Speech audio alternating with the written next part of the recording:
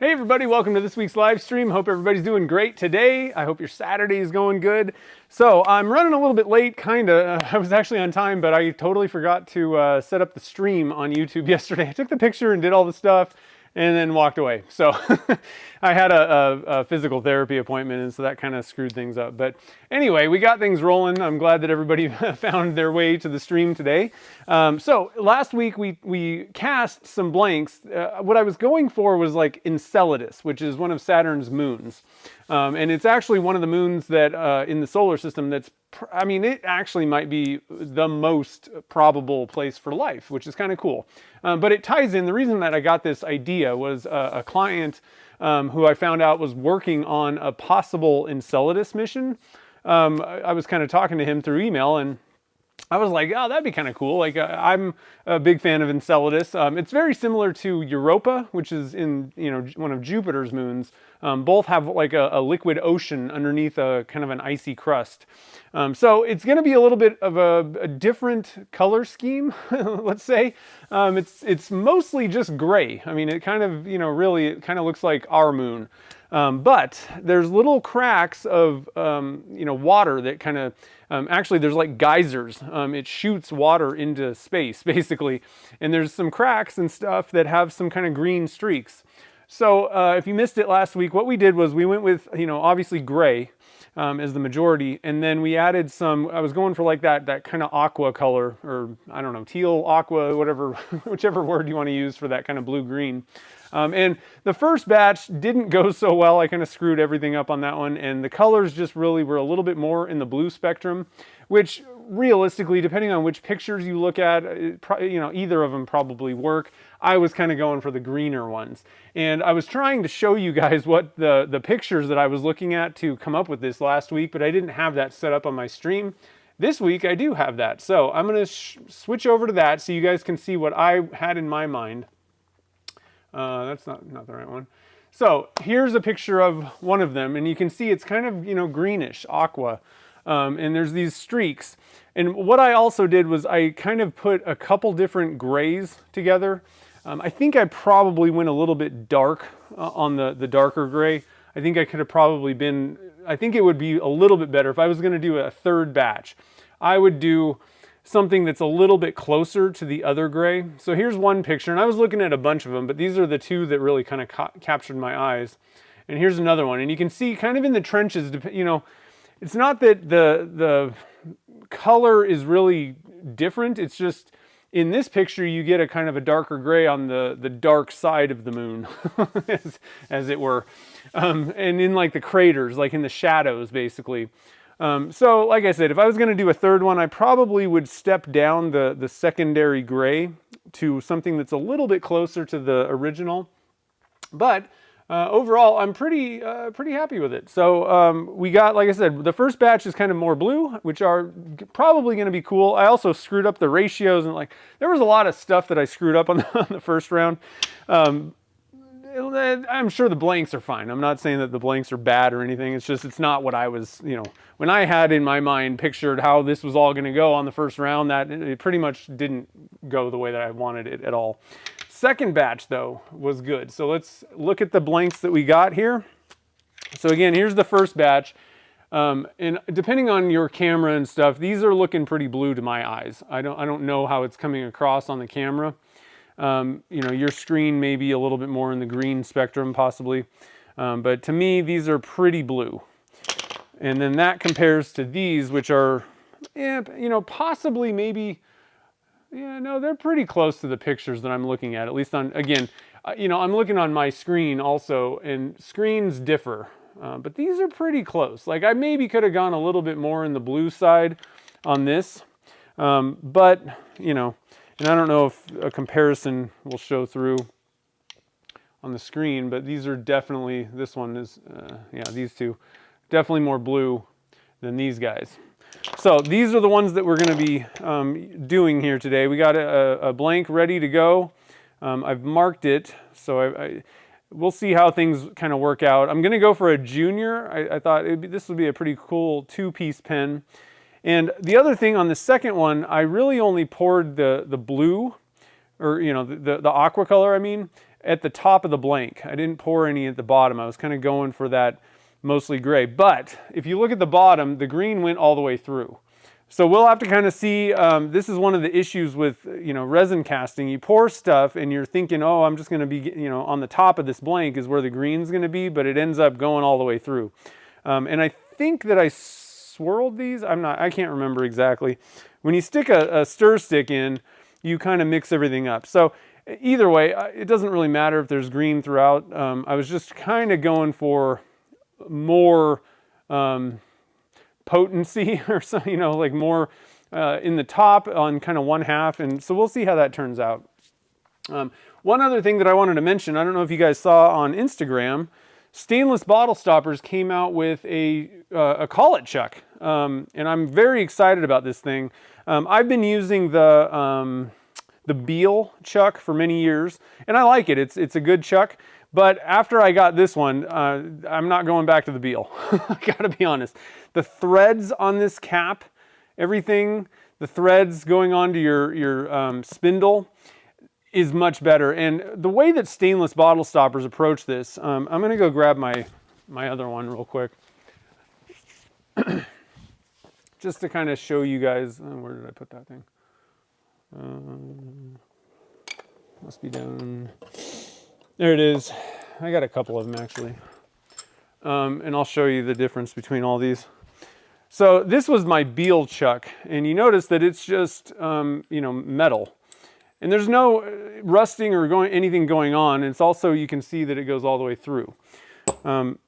What Stainless Bottle Stoppers was really kind of going after on this one was they wanted to put black oxide on, so there's absolutely no way that this thing's going to corrode or rust when you're wet sanding stuff or using water with it. So all the parts are black oxided, which is nice. The other thing is it doesn't have a through hole. Now, my first thought was, well, I'm used to having a hole and I wouldn't want to like drill into the back, or I was kind of worried about the depth of this thing. And the reason that they went with this is to keep water from getting onto the threads of your spindle. They were very heavily focused on keeping the water at bay. However, if you absolutely need a through hole, some people like to feed material through. Now, you're going to be, the tough thing is, I think that your spindle bore is only like 3/8 inch, or, that's the thing, is you're not going to get a full hole anyway. This one is much bigger than my spindle bore. So you can only feed so thick a material through this anyway on a wood lathe, but if you really need that, I do believe they're going to have an option where it has a through hole. But I wanted to mention this. These are going to be coming out. I got a pre-production model that they wanted to send and kind of have me play with it, say, give them my thoughts. Like I said, my biggest concern or thing that I came back with, and I was very adamant about this because I know that some people do like to feed material through and could be worried about the hole. That was my only thing. Everything else about this thing is awesome. And to be honest, for like a 3/4 inch pen blank, this one, the Stainless Bottle Stoppers one, actually your material has more room. Like this is 3/4 inch. I'm pretty sure that my spindle, like a pen blank, a 3/4 inch pen blank will not go into my spindle. So there's no material feeding at 3/4 inch anyway. And I've got a 1 1/4 8 TPI, like a bigger lathe. So absolutely not on a mini lathe. That's not going to happen. But so it's not like you're going to be feeding pen blank material all the way through anyway. But technically, there's more depth in this one because they're longer. It also gets your, where the material is further away from your spindle and headstock so that water isn't an issue. But you can see that this one's very short and you're basically butting into the spindle with a pen blank anyway. So this thing actually has more depth than what I had been using. So I just wanted to mention that. These things are going to be coming out, I believe, on their website in March. They're already doing their production run and everything. Like I said, I'm extremely happy. One of the first thing that I noticed actually about this, I chucked it up, on my lathe, put some material in, and it runs truer than my Beal chuck. Like this thing is solid. This is a really good chuck. And I think they're going to price point these things to be highly competitive. One of the things is you can't even get a Beal chuck in the US anymore. You have to buy it from Lee Valley, which is in Canada, which with the tariff situation going on, these things may go up in price anyway. So it's nice to have a really solid option in the US, and these are obviously made in the USA as well. So just wanted to kind of mention that. It's, you know, I don't want to make it a big commercial, but and you know, this isn't sponsored or anything like that, but I'm very happy with this. When they said that they were coming out with a collet chuck, I was like, yes, we need more options, because most of the options out there are kind of not great. The Beal chuck was kind of the best one on the market for a long time, but then they went out of business, which it used to be a USA company. Now they're gone, but Lee Valley bought them out, but then you got to buy it from Canada, and they're pretty expensive. So I don't know what the price point is going to be on the stainless ones, but pretty good option. So I just wanted to kind of mention that real quick for everybody. Let me see what's going on here in the chat, just to make sure I'm not missing any questions. Yeah, I mean, if you have a Beal, I don't know that you need to go on and buy the stainless bottle stoppers version, but because they're good too. Mine worked fine.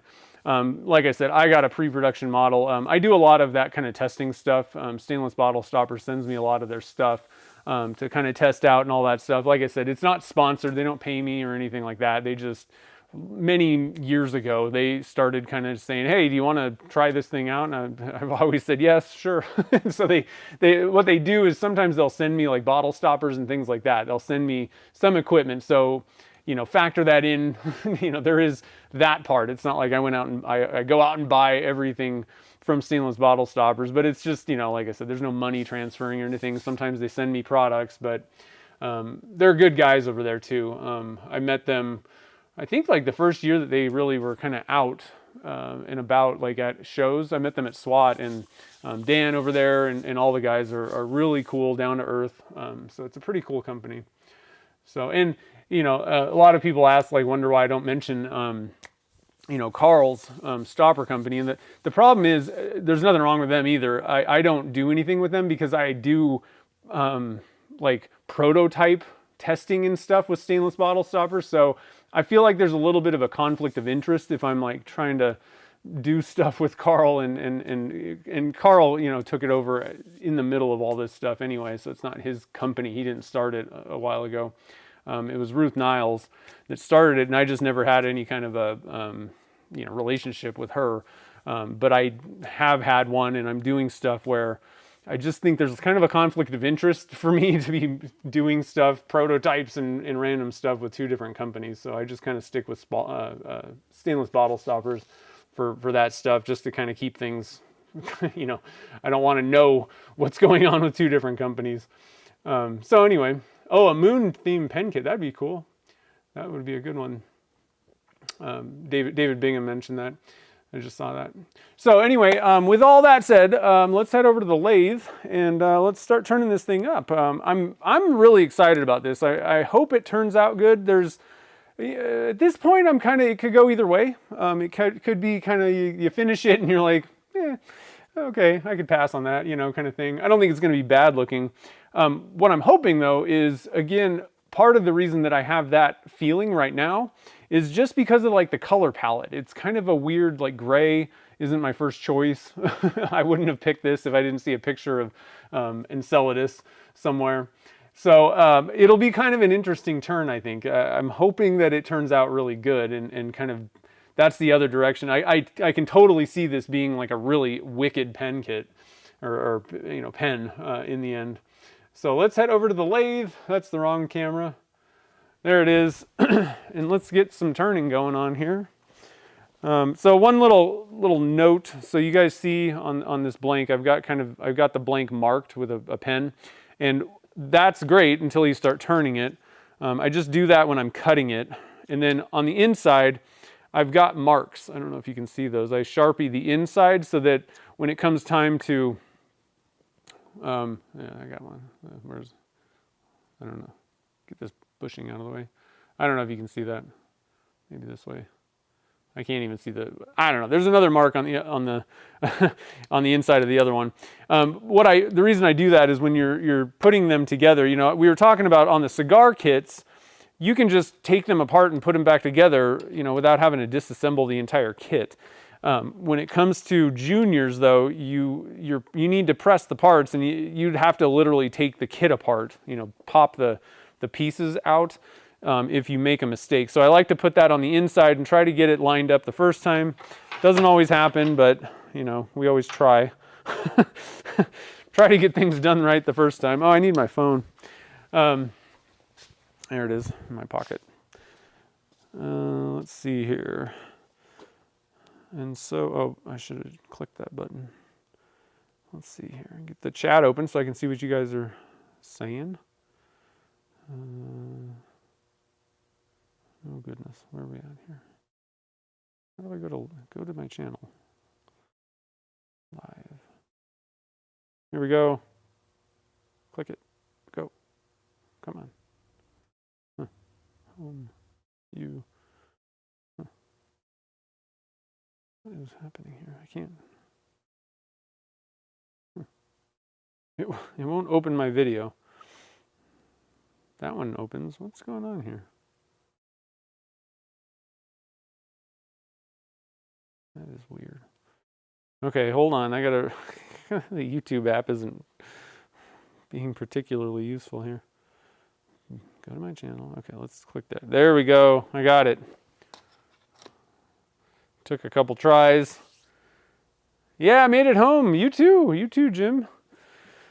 It was actually a pretty quick, easy trip. The flight was actually extremely not bumpy or anything. Like, it was one of the tamest flights I think I've ever been on the way home. Going out, it was a little bumpy, a little rocky for a little bit, but the only thing I can complain about, if I can, is we were kind of getting up early all week that I was there, and then the last day I had to get up even earlier to get on a flight.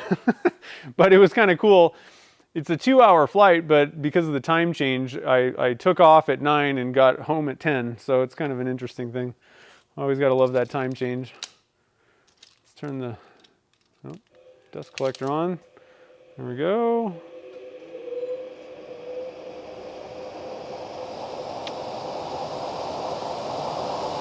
Yeah, hopefully that marking the blank thing helps a little bit. Like I said, sometimes when you're dealing with like kind of just a color swirl blank, lining things up, you got the kerf that you've cut out of the middle, and things don't necessarily line up. A lot of times you can just eye it and figure out like what looks best, even if it isn't necessarily the proper way to line it up. But with this one, I don't know. We'll have to kind of see. This one has a little bit more potential to need, you know, kind of really need to be lined up. We may just be able to see, you know, a lot of times you can just visually tell like, oh, this needs to be like this.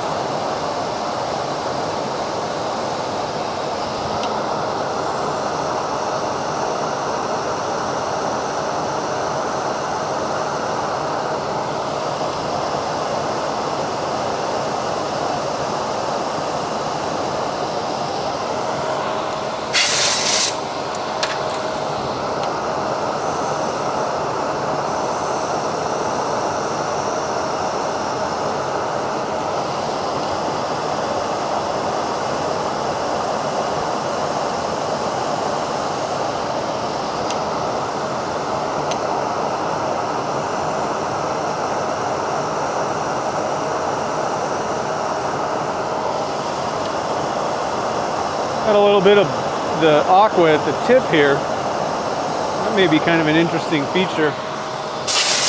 One of the fun things about pen blanks is that, you know, like no matter what you do, every one in a batch is going to be different. Every single one you make is totally going to be different. So, kind of an interesting thing.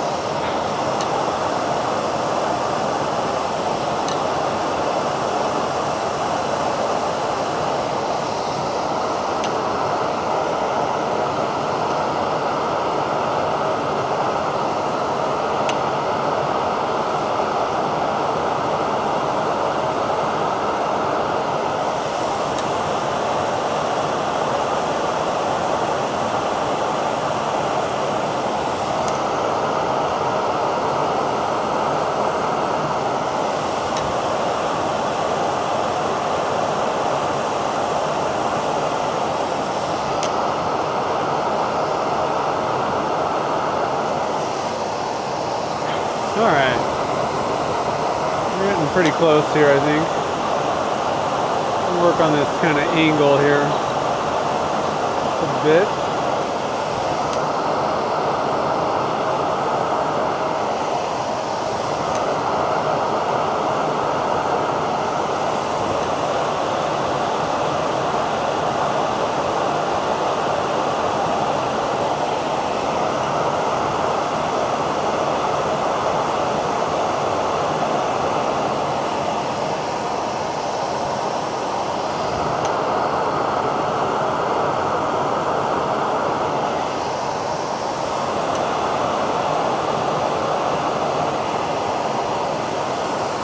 All right, let's stop it and let's see what we got here. Pretty excited to see what this thing looks like. Oh! Now, one of the problems with pen blanks and casting is sometimes it's extremely difficult to recreate something like this. So we'll have to kind of see if I'm able to actually redo this, but man, this front part is exactly what I was looking for. Just a little bit of that green, mostly kind of gray. We got some gray, darker gray little bits. That's perfect. That's looking pretty neat. Looks like I got a little bit to take off on that end. Maybe kind of work on this, just kind of shore it up a little bit. But yeah, so far this is looking, that's what I had in mind. That's crazy. I can't believe that worked out. Not to say that I don't have faith, but resin doesn't always do what you want it to do.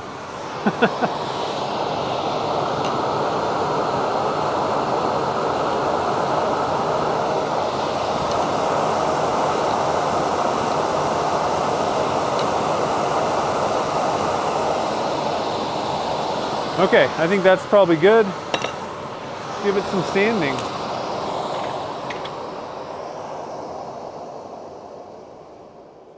Yeah, not too shabby.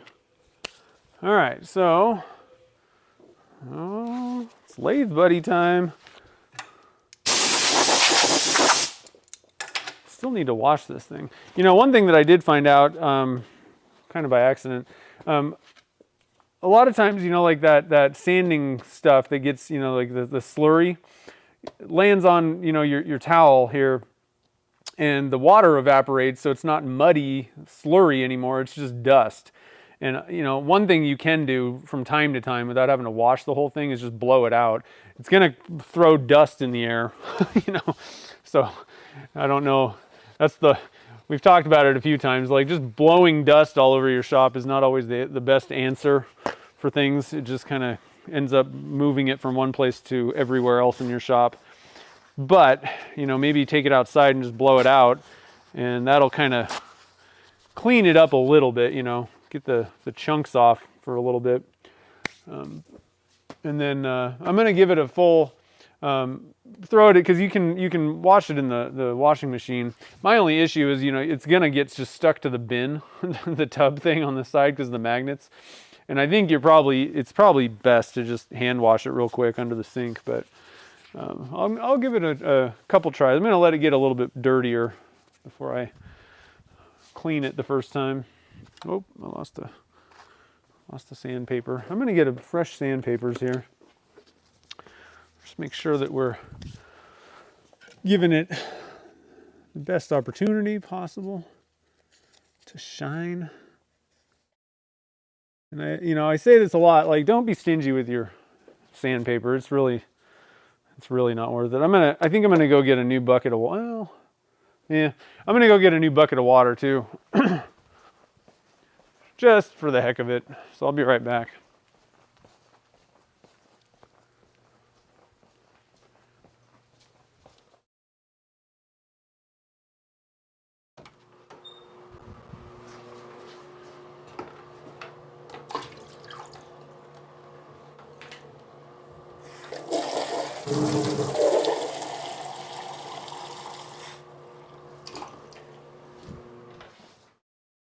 All right, we got fresh water, fresh sandpaper.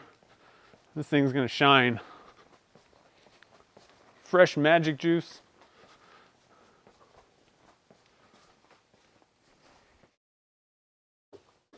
Okay, here we go. Let's see here.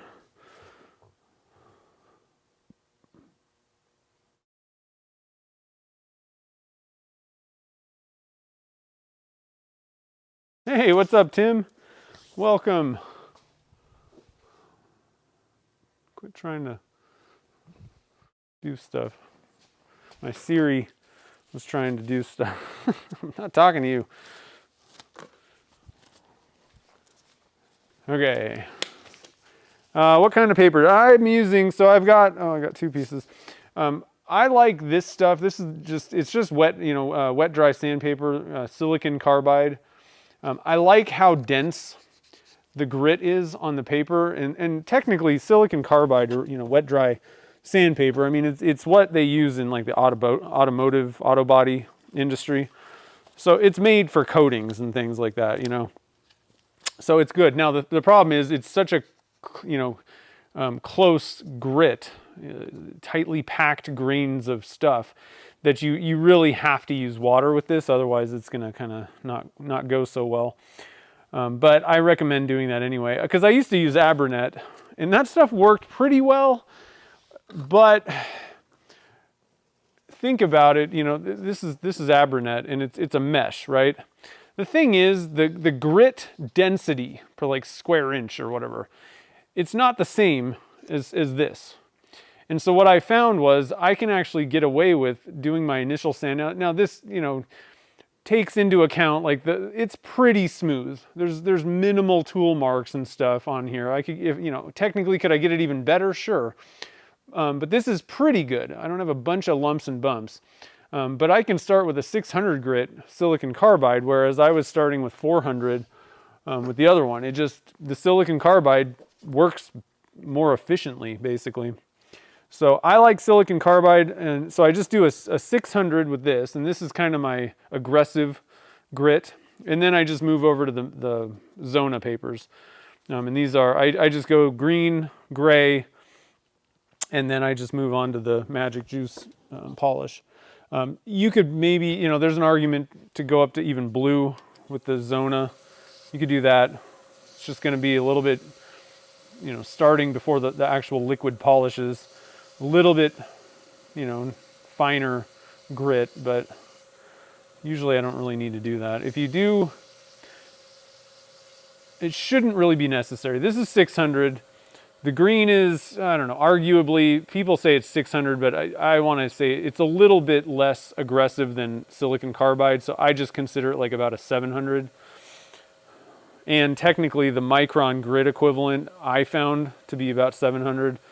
And then the gray, where's I gotta go find Myra's thing.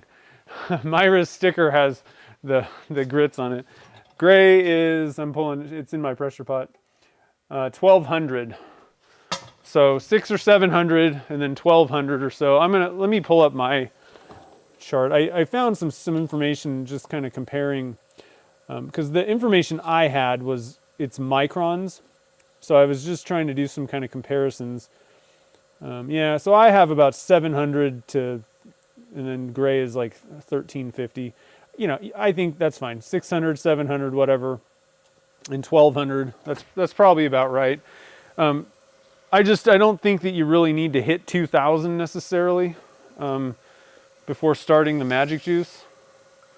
You can. That's what they recommend, I think, but because I think that the blue is like 2500, maybe not even that high. Oh yeah, 2500 maybe. Let's see what Myra's thing says, because I think Myra had a pack that actually showed grit levels, not just microns. Blue, she's got 1800, so somewhere in that neighborhood, whatever. Either way, I don't think you need to go any higher than that for sure before, if you're using Magic Juice. And really, I would say most polishes after that. If you're getting up to around 1500 to 2000, there's really no reason to keep polishing with like a paper if you're going to hit it with pretty much any of the polishes, because all you're doing is you're going way fine, and then you're going with number 1 on the polish, and then that's like way more abrasive, more like gritty, like coarser grit. So whether it's a liquid thing or a piece of paper, it's, you know, like the equivalent would be if you weren't using magic juice polish, like liquid polish, it'd be like sanding up to like, you know, 2000 and then dropping down to, or let's say you're going higher, like sanding to 4000, then pulling out a piece of 2000 grit. There's no reason to do that, to take at least that kind of an aggressive step backwards. So I don't think you need to go much higher than 2000 for, you know, before using just about any of the like plastic polishes, liquid polishes on the market, regardless, you know, Magic Juice or any of the others, Novus, the McGuire's, different ones. I suppose it depends, and even if you went to Yorkshire Grit or the triple, you know, the EEE triple, let's see, what is that stuff called? Ultra Shine. I kind of like this one. That one's not too bad either. EEE Ultra Shine. So like any of these types of things, whether you're using like a paste thing, 2000 is plenty high before you start going into that, or even buffing. You know, if you're using the triple E, which the interesting thing about this is, for anybody that uses this, the EEE, triple E, Ultra Shine, it's literally the same grit as triple E buffing rouge. Like that's basically what's in this. So, you know, all these things are kind of equivalent here. I don't exactly know what's in like Yorkshire Grit, but I'm sure it's probably pretty similar. You know, it's interesting when you get into kind of sanding and all that stuff. Let's see here. Is there any questions? I think I might have seen a question. I've got, oh man, I got oil all over my fingers from one of those things. So let me wipe that off before I start touching my phone screen. It's the only problem with using like your phone. Okay, so let's see here.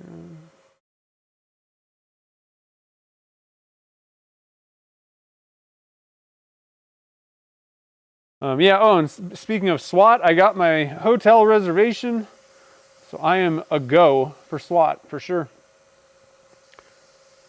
Let's see here. David's asking, when you have a hybrid blank, what type of sandpaper and finish is best? Well, it just depends. If you've got stabilized wood, you can technically, I wouldn't feel bad about wet sanding. At that point, you know, the Abranet stuff is maybe a better choice. And even like dry, you know, the advantage to Abranet is you can get away, it doesn't clog up as much because it's that mesh.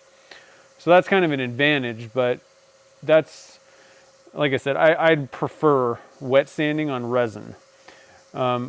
If I was doing like a hybrid pen blank, what I would do is probably sand up to about 400, maybe 600 or 800, somewhere in that, you know, 400 to 800, somewhere in that range. Maybe 600 is a good number. Then I would probably just put a CA finish on top, and that way you can finish. That's another advantage. A lot of times when I'm talking about hybrid blanks, whether it be like maybe like pine cones or wood or whatever, you know, you're never going to polish even stabilized wood to the same gloss level as resin. Resin's going to be way glossier because you can get a perfect, you know, surface, like it's literally dead flat. Wood is going to have grain and different things going on, and so if you put a finish on top of the whole thing, then you've got a dead flat surface. You're basically just finishing a top coat, you know, sanding and polishing that. So that makes things easier because you've sealed it, you've put a full top coat on the whole thing. You can sand it with, you know, wet sanding the whole way, but it also evens out the sheen on top of the wood. You know, you're going to get an even sheen across the entire pen. So I would go that way typically for hybrids. It just tends to look better to my eye, keeping it all the same. And like I said, you get a little bit of protection. You make the sanding and polishing process a little bit easier. if you're not going to do that, then that's where I would probably pull out, you know, sand up to whatever, and you can kind of, if you got like I said, if you've got wood, like stabilized wood, I don't know, you can get away with, just be kind of careful. You can get away with dry sanding. I might recommend going with something like an Abranet, something that's got a little bit more open grit, not so densely packed, just so you don't clog it up as often. And then, you know, try to get up to like 1,000, 1,500, whatever, and then switch over to the Yorkshire grit, maybe even just buff, you know, both, either way.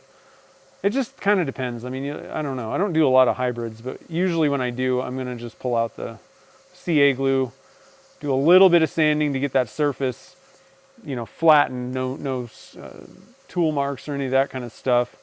But you can generally cover up like 400 to 600 grit.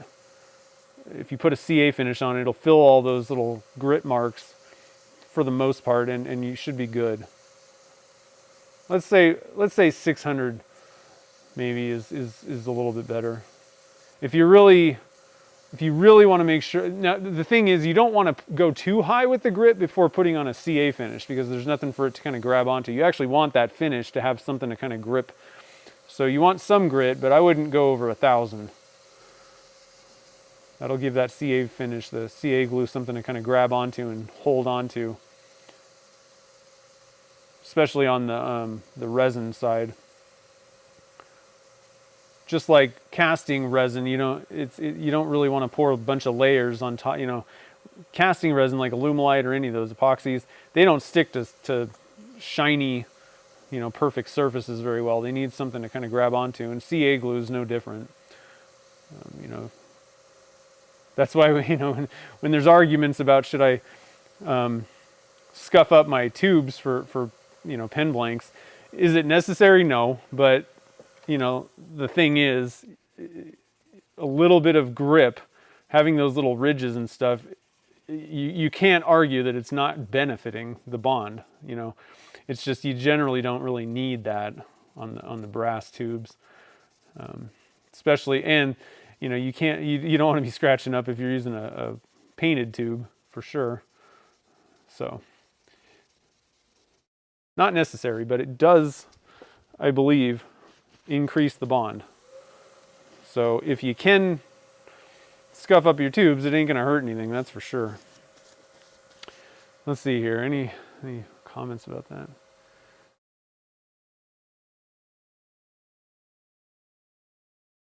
you got two different things going on. That's funny, Jim. Oh yeah, I would probably go crazy if it wasn't in sync also. All right, so we did the 600. I was kind of pretty much 600 that to death. Pretty good. Every time I do a CA finish, you get white spots. Huh. White spots. You're in Arizona. Let me ask you a question. What type of CA are you using? Like the actual brand and the one within that, you know, under that brand? I would be curious. Some of them are better for finishes than like adhesives. They're made like the Mercury Flex version, thin flex or medium flex. Those are specifically made to do finishing. So they have a little bit more elasticity and some other properties that make them good for that type of use specifically. The gold, what the heck is that stuff? Bob Smith Industries, the BSI Gold. I know Turner's Warehouse carries that one. That one's a really good one. I used to use that. It also doesn't have the CA smell. If you're like kind of allergic to that, some people are very sensitive to the smell of CA glue. So that's a good one to use if you are in that category. And then I think even like Starbond's got some that are a little bit made more for finishing. So yeah, you might switch if you're not using the Mercury Thin Flex, or like I said, the Bob Smith Industries one, the gold. I think it's like Gold Super Gold Plus, or I don't know, something like that. That one's a good finishing CA. Maybe try one of those and see if you still get those white spots. Now, the other thing is you may be getting, like, if you're not cleaning off the surface, you may be getting sanding dust underneath it.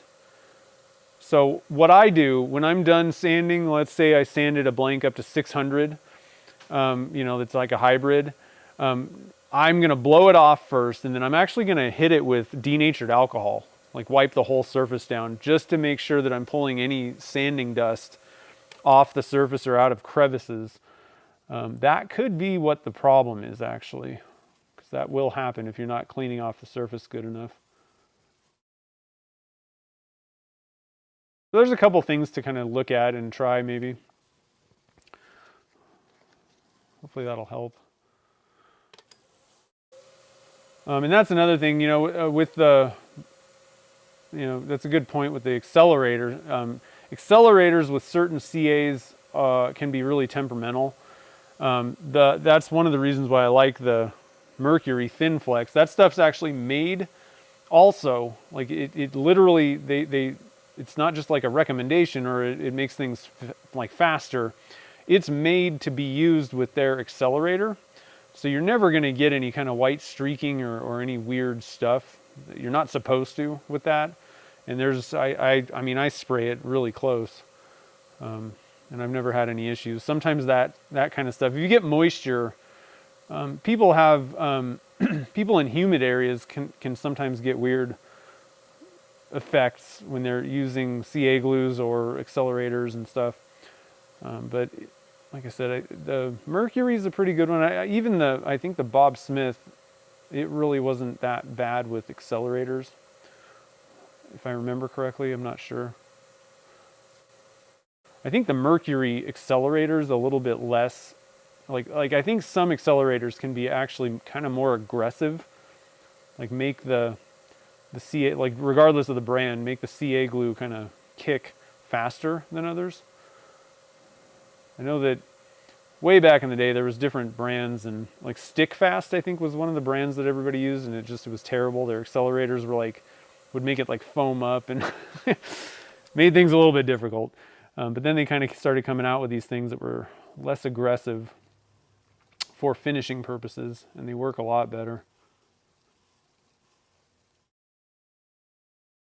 All right, we got a gray and aqua streaked half a blank, so we're looking pretty good. So I'm just gonna wipe this off here. I think I'll just finish this guy up. Sometimes, like if I got a lot of blanks that I'm doing at once, sometimes I'll just kind of get to this point and then turn the next one and get everything kind of sanded, and then do like all the polishing back to back to back. Depends on how you feel. I'm just gonna polish this guy though. And I like to kind of get a little bit of air because there's most likely a little bit of water trapped between the bushing and the blank. I don't think it's like a big deal, but I don't know if it's particularly helpful when you're doing the polishing. Now, another way that you can go, if you don't want to mess with polishes, a lot of people get extremely good results just going all the way up to the white, like all the way through the Zona papers. And one of the, like a really good way to go, I think, is to go through, if that's kind of how you want to do it, go through all the papers and then pick up something like the Ring Bling from Turner's Warehouse, or if you have Magic Juice, hit it with like the number 6, the final step after you've done all those things. And it just adds, just having that, just giving it one little quick super high polish helps a little bit more. That's what I've found anyway. And you don't even have to use either of those brands. If you have like a super high, like a scratch remover type, what do they call that? Polishing marks, like the highest possible car polish grit that you can get. That's basically what you're using with the 6 or the Ring Bling. They're kind of the same thing, same use. So I had to think about what I was doing here. So I need to go get my, I like to use the blue Scott paper towels, shop towels, for applying polish. I think it's just a little bit less abrasive, actually.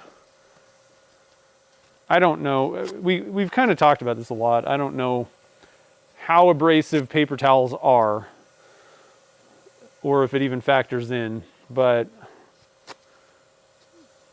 blue paper towels are the only thing that I know of that are 100% safe. I don't have to worry about it wrapping up and then grabbing my finger like cotton or something like that would be. So it's safe and a little bit less, you know, like abrasive, I think, than just a white paper towel.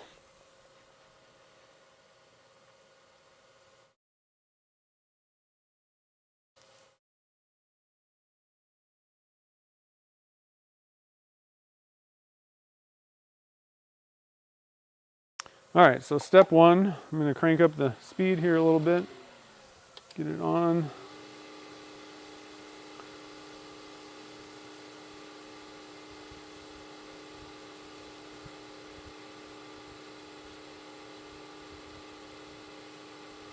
What I love about Magic Juice is even just after number one, you got a shiny pen.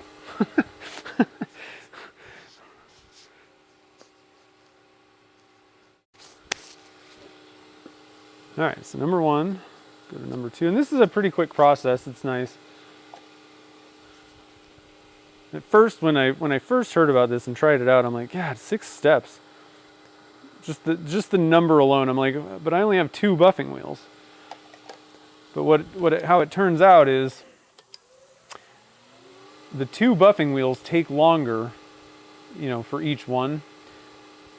Like this is super quick. This is like 10 or 15 seconds each step.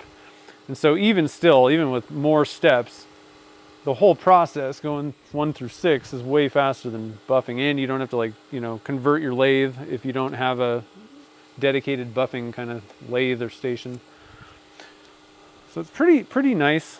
You get really good results, and the main thing though was I realized that the blanks are shinier. I mean, I'm getting better results, period. So I put a little too much on this time. Faster, easier, potentially cheaper, and better results. I'm like, okay, like you can't argue with that. I'm gonna use this stuff.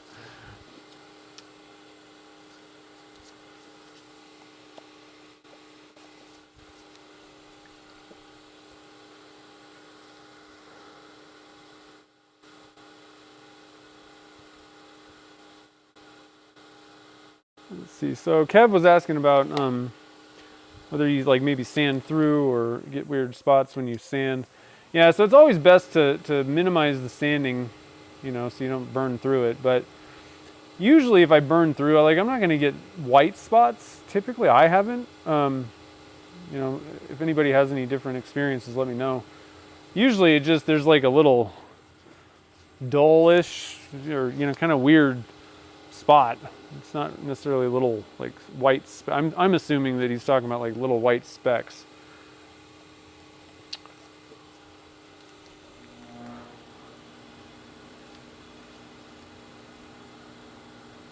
Oh yeah, the pump accelerator. I forgot about that. I do like the aerosols a little better, and like I said, there are some that seem to be more aggressive than others. I've never had an issue. I mean, I spray the heck out of the mercury. Pretty close, and I've never had it do anything weird to me, so I don't know, and I'm trying to think if there's something else that I'm doing differently, or I don't know.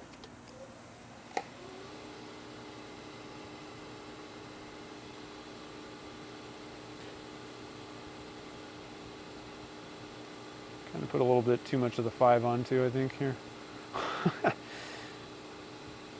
It wasn't coming out of the bottle, and then it kind of all came out.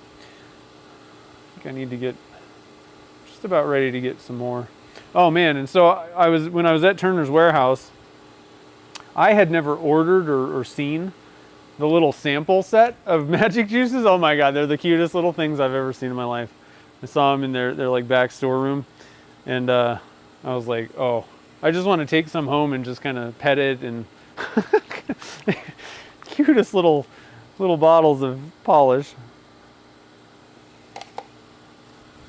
They're not super tiny. I mean, technically, like that's the thing is that compared to I just know I have like the 2 liter or 2 milliliter. What the hell are these? 2 ounce bottles.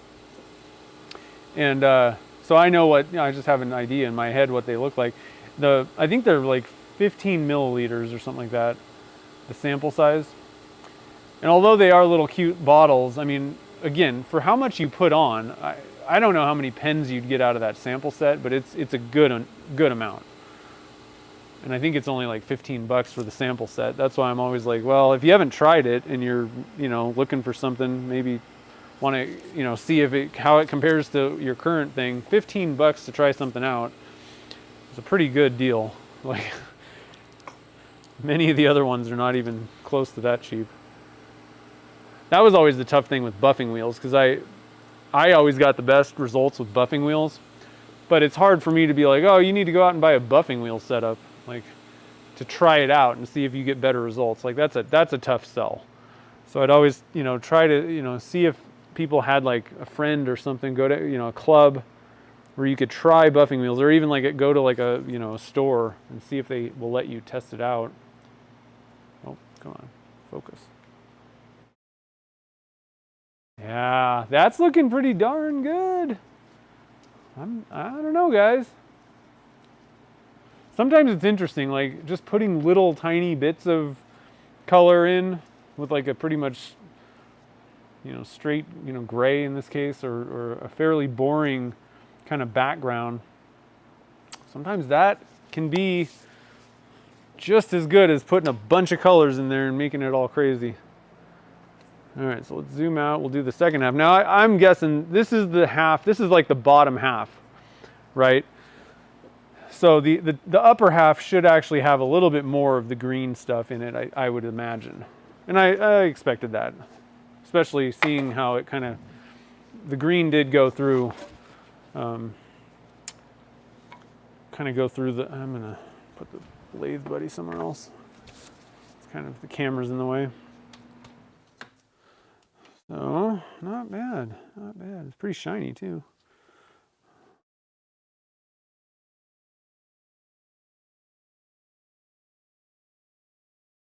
I'm not, so for these thin wisps of this other gray, that's not bad. Now, I think this could be a decent instance where you could go with like on the pour, do like a dirty pour. And I think you could get some pretty interesting results doing a dirty pour with this. If you're just putting, a couple grays together, something like that, that might not be, the way that works with a dirty pour may actually be pretty awesome, to kind of have a blended mix of stuff. So I'm over here, I'm just cleaning off my bushings. There's a little bit of magic juice kind of caked into the inside. So I just wipe them off. It's not a huge deal, but they're ready to go. I don't have goobers the next time. You don't want goobers. If you're doing a CA finish and you don't, because I just keep my bushings on. I've never really needed to put plastic and do all that stuff. I also don't kind of cake my blank in CA glue, but if you're doing it with the bushings, make sure after you're done with that, what I do is I just drop, oh, where's my, oh, there it is. It's empty at this point, I think. But I just have a little jar, and usually there's acetone. I haven't done a CA finish or refilled this for a while, but I put acetone in here, and I just dump my bushings in the acetone, let it soak for a little bit. Acetone will dissolve CA. So I recommend doing that, because the problem is if there's any crusties, the bushings may not kind of mate up to, like the next time you use them, they may not fit right, kind of. So I always recommend cleaning off the bushings if you're using that kind. A lot of people will just take the bushings off and go between centers. There are like Delrin, like the plastic bushings, and they all work fine. Even if I kind of glue my my blank to my bushings, usually I just tap it kind of on the tailstock, and it usually just comes off. It's good. All right, so the tailstock set up, or the whatever.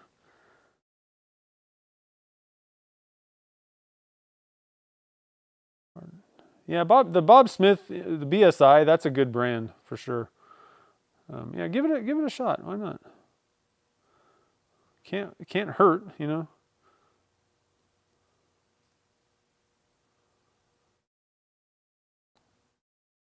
Yeah, Stick Fast, I don't know. Their stuff is not, maybe they've got newer stuff out, but I mean, like 10 years ago, that stuff was terrible. Like, it would just crack and craze. Not maybe immediately, but a lot of people had a lot of problems with Stick Fast back in the day. Instabond. Is there Easy Bond or something like that? That one was reasonable. I didn't get particularly bad results. I used that for a minute. Might have been Instabond. I can't remember the brand name now. There's a few different ones. Like I said, I've never had any issues with the Mercury, so I've just kind of stuck stuck with that. But you know, there's plenty of them. I really like the brand Starbond. Also, like they have really good products, and I use for pretty much everything else. I use their thick and their super, like the super fast thin. I don't have a label on this, I guess, but I think I've got one in the drawer here somewhere. The label.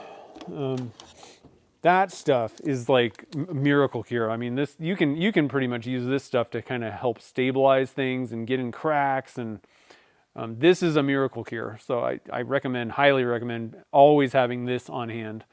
I use their thick for, basically I'm using the thick to glue in tubes. Like that's pretty much the glue that I use. I also douse the inside of my blanks with the thin, especially when it's something where there's like, you know, it's like a mixed material. I don't know that it's really doing a whole lot for just a resin blank. I continue to do it because I never had problems, but on things like aluminum honeycomb, that would be a really good example. It's a really not good bond. Like it's one of, you know, it's fine. You can turn it and everything, but it's pretty hairy sometimes, and that bond, that resin it's a smooth surface. It's not holding on by a whole lot. So, you know, if you think about it, you drill out the center of the blank, and then I douse the inside of the blank with that super thin CA, and what it's doing is it'll creep into any like little cracks or crevices, and so it's reinforcing the bond between the aluminum honeycomb and the resin. And I've done that for many materials that really have a terrible bond, and so I just got in the habit of always dousing the inside of my blanks when I'm gluing them with that super thin. And I think that's honestly the reason why I've always gotten pretty good results. Like honestly, I haven't blown up, I could probably count on one hand over 15 years how many blanks I've blown up. And I think that is a significant reason, because I'm reinforcing the bond from materials that are kind of glued together. That, like I said, I don't know that it really does a whole lot for just a resin blank, but not bad. Now for wood, I don't use CA glue. That's a recipe for gluing half your tube in. So I use like the 5 or 10, 15, whatever minute epoxy, whichever one you like. So let's see here. I'm going to scroll and see if there's anything else. Mark, after saying that, I'll probably have issues. Oh, man. Yeah, a little bit kind of like a marble. Yeah, you're right. Glue Boost, yeah. I've heard that stuff is so expensive, I think, though, if I remember correctly. And I honestly, I mean, it's CA glue. I don't know. I haven't tried it, but that seems kind of hokey a little bit. Oh, I don't nail every picture. My thing is I just don't give up. Like I just keep doing it until I get it. A lot of times that may be why you think that, but it's tough on the first round to do things, you know. Is it true that you get a better finish if you wait till... okay, so that's... I think maybe what you're thinking about, Randy, is how long. So I'm going to stop the lathe for a minute here while we're talking about this. I think you're maybe thinking about when to turn a blank and like sand and polish a blank relative to its cure time. Like if you're talking about a resin blank. And that just has to do with, most of these resins, whether it be, alumilite or epoxy or whatever, usually like a 5 to 7 day cure time is involved. And so you don't want to just turn a blank. Well, you can, but you're going to get better results polishing the blank at the end of the work, once the resin has fully cured. And once that's, once you're past like the 5 or 7 days, then it doesn't matter what's going on. So I don't know that I've ever heard anybody say that you have to wait to buff something. It's just a matter of, now maybe, are you talking about like CA glue? Maybe? Hold on a minute, maybe if you're talking about like CA glue, waiting to buff that, because again, you're talking about the same thing, like waiting for it to fully cure, and the curing thing means like it's hardening further, and you're going to get a better polish on something that's harder. So that, I could see that, but in general, like if you're talking about just like a resin blank, like there's no reason to wait to buff anything, or polish,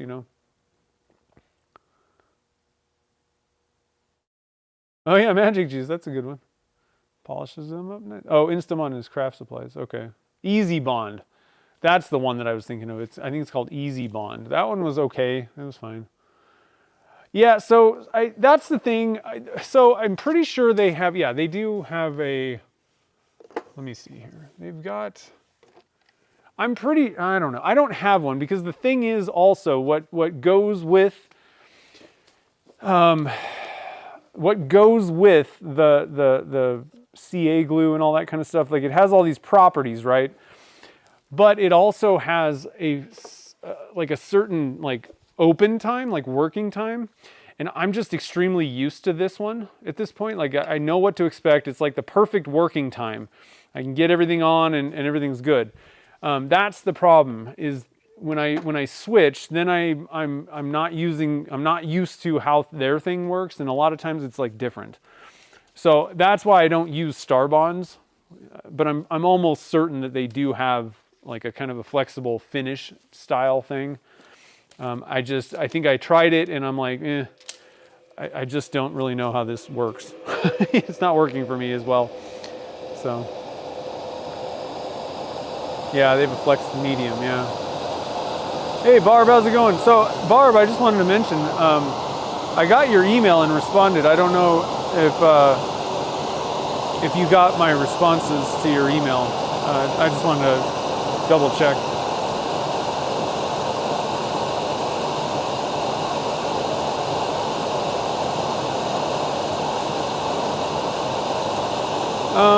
Well, yeah, it's less likely to crack. I don't know that it won't crack is a good way of saying.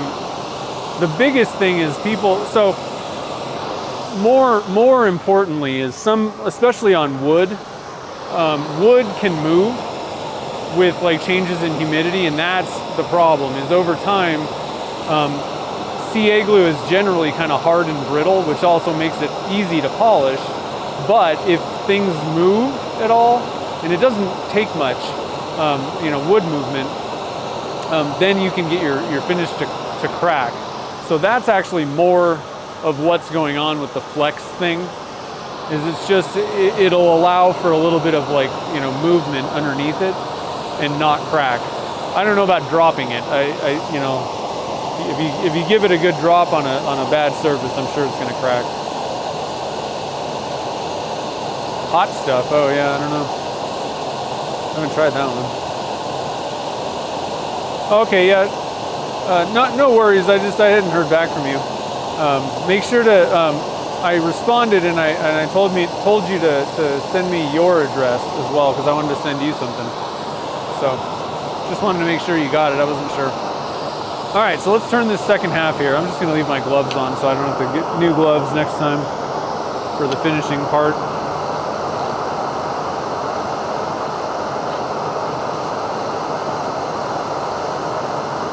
So this is the cap of our pen.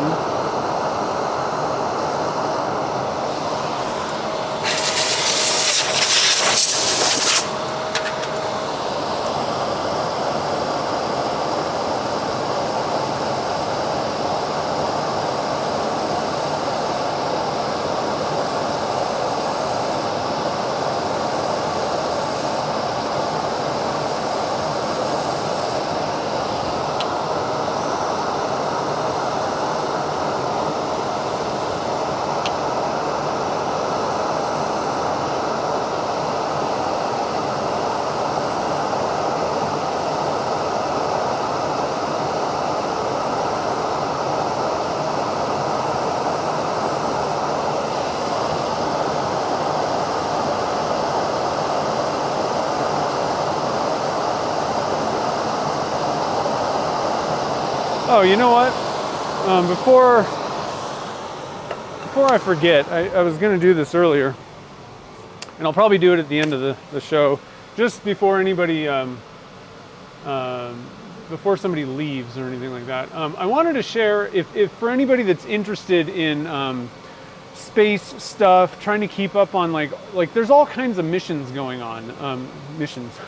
You know, like probes and things that NASA and a bunch of other people are doing, you know, space telescopes, like I said, like the little rovers and satellite things going around different, you know, moons and planets and whatever.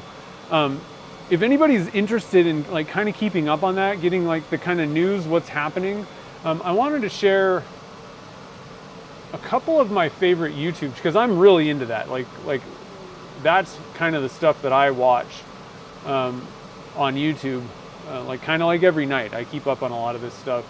I'm really interested in it. So let's see here.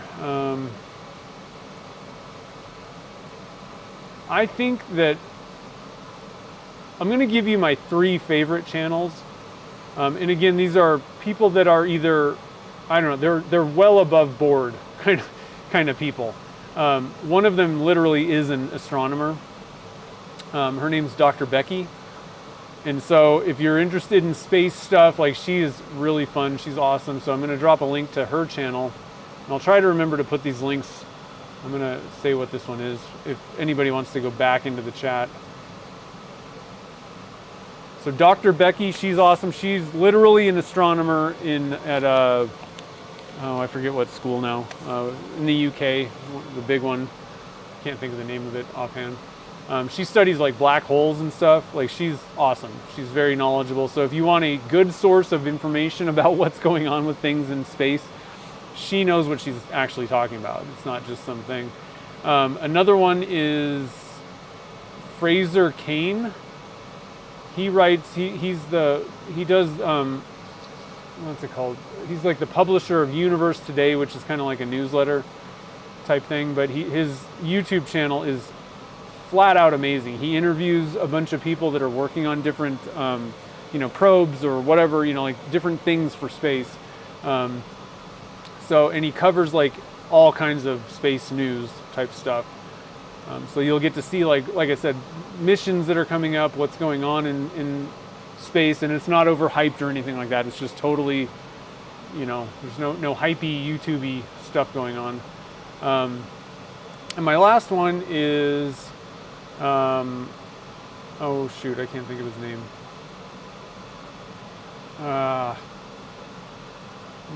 It'll probably pop up if I just go to my main feed. Oh, okay, I'm gonna go to my history because I know it's in there. There it is. Oh yeah, Anton Petrov. He does like general space and science news type videos. He's pretty good. I would say if I wanted to list, I don't know, Dr. Becky and Fraser Cain are like probably the 2 best.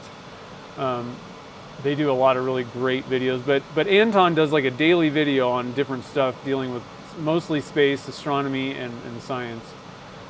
So I wanted to kind of drop these guys links so that, you know, if like I said, if you're interested in science and astronomy especially, these are probably the best channels on the YouTubes. see here. Okay, didn't miss anybody. Didn't miss anything else. All right, let's go back to the turning here.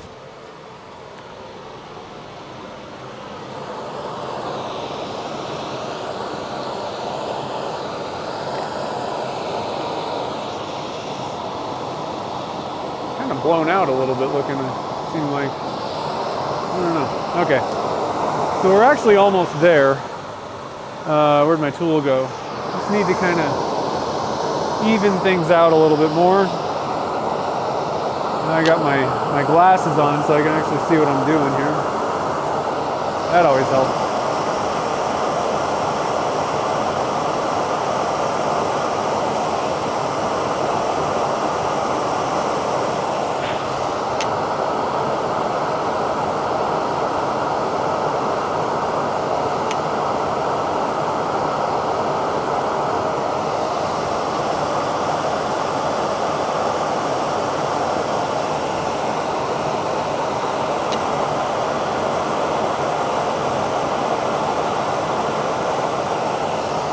I usually put a little bit of a little camber on mine. I kind of find it's easier to, a little bit of a kind of a crutch, I would say. It's easier to put a little hump on it than try and get it dead perfect, but I kind of like the look of them also that way.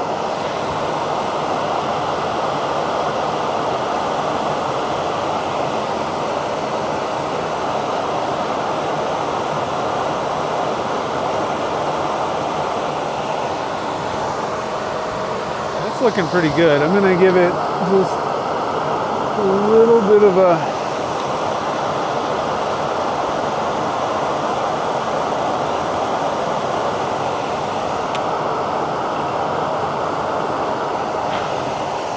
okay, let's see what we got here.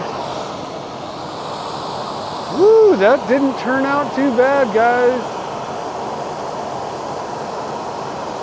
We got pretty much what I was looking for, top and bottom.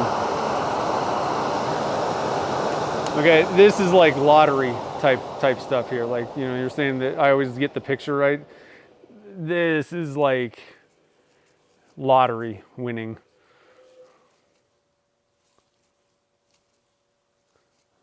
Wow, that's not too bad. Like I said, I don't even know. I mean, really, I don't even necessarily expect the other blanks to even be as good as this. They might be. I mean, I'm not, you know, I don't want to be like, oh yeah, everybody that's getting your blanks in the pen blank box it's not going to be like this.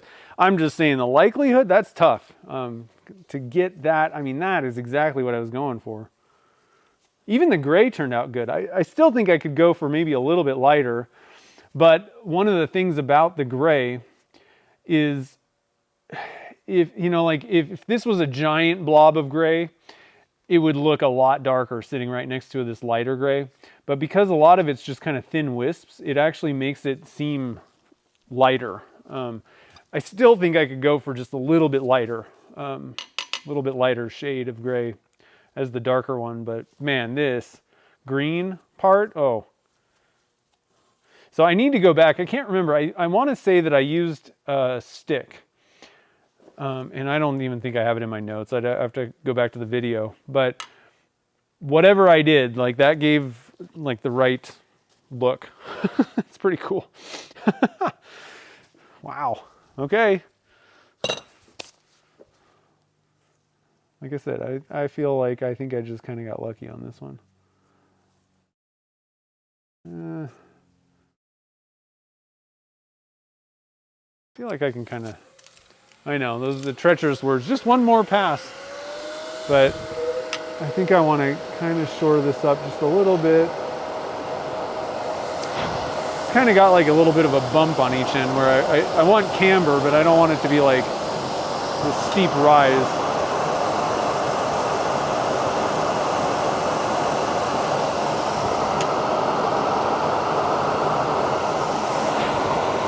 Okay. I'll quit messing with it. And we can turn the dust collector off. That's nice. I love my dust collector, but I don't like how loud dust collectors are in general. And the tough thing is, like, the dust collector itself isn't really that loud or anything. It's just, it's the suction coming through the thing is pretty loud. I can't listen to my music without cranking it up if I'm turning pens. All right, so let's do a little bit of sanding on this guy here. This one's a little bit, I don't know. Surface is not as smooth as the first one, I don't think. Yeah. I don't know.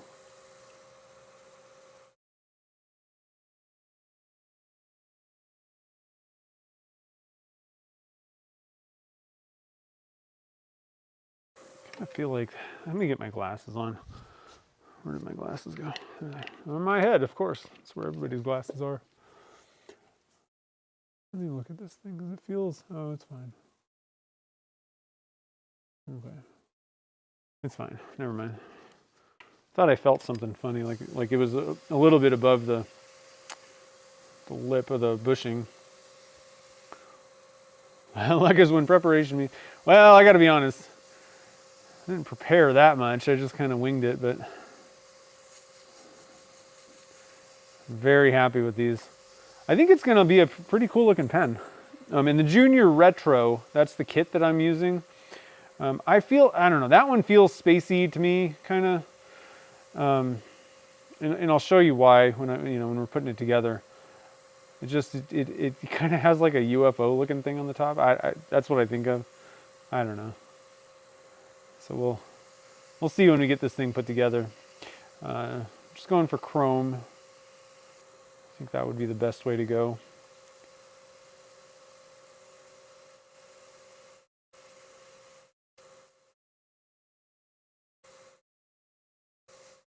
Duster music. I know it's a tough, and I'm not a big fan of putting like, because I have like the Apple, the AirPod things, and it's kind of nice because you can use the noise canceling. I don't really love using noise canceling stuff on machines, and I don't really love, like having just the music is all you can hear when you're using machines. Definitely not at the, like I won't listen to anything at the table saw.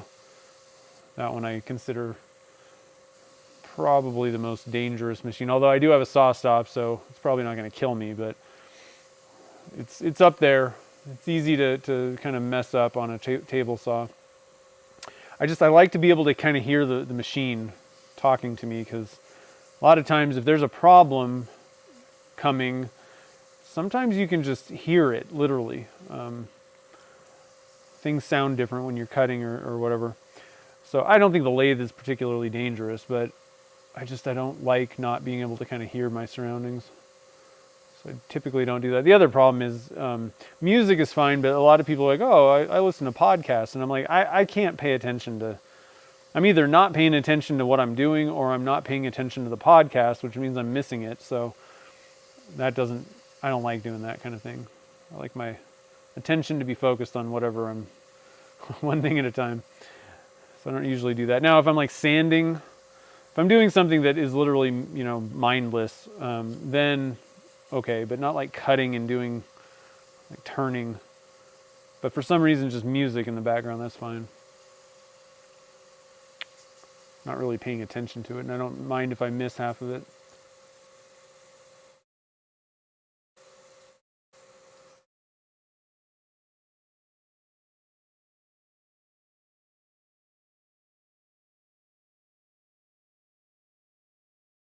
Hexafoil.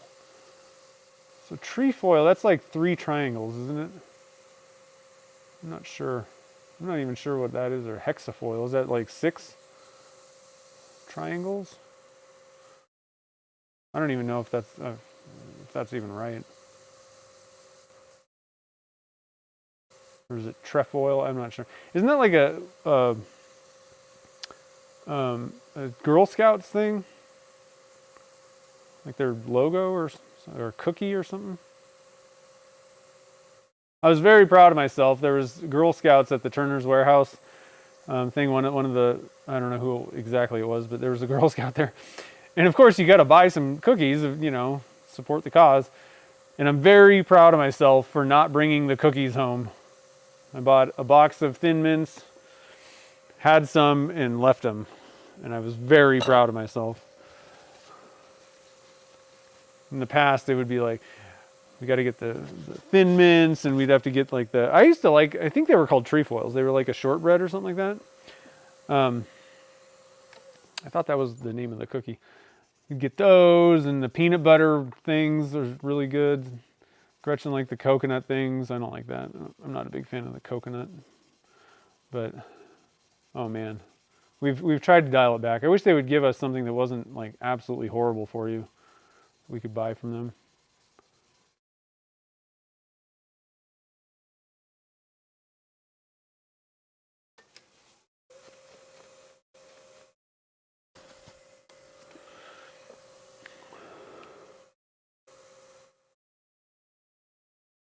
One earpiece.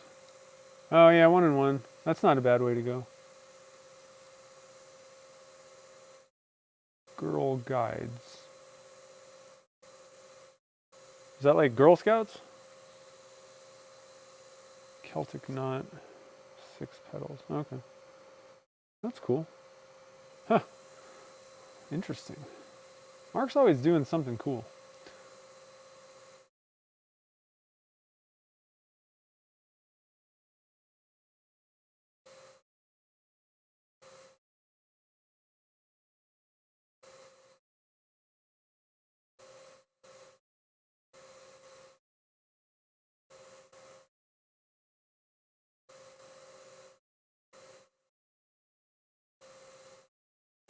All right, that should probably be good enough.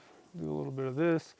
I think on this one, I'm going to try going up to the blue and just see if it's not very scientific or anything, but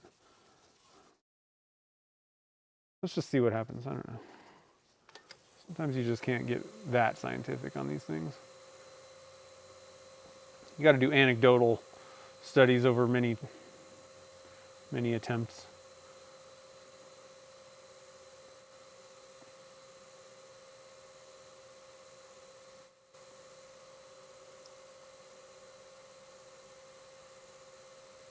Yeah, I think the work tunes things are, a lot of people like them. Like I said, I just, That's actually something, I have some like ear muffs, like, for just like hearing protection muffs. And like they don't fit over my ears. If I move my head, like the sound changes and more, like something's wrong. I need to get some new ear muffs. I finally got to the point where like I would crack my pressure pots and I would just kind of stand there as the air's escaping, and like it is loud. And I was like, I'm gonna wear hearing protection from now on. Damage is probably already done at this point, but still, it just got to the point where I was like, why do I stand here and listen to this? Ridiculous.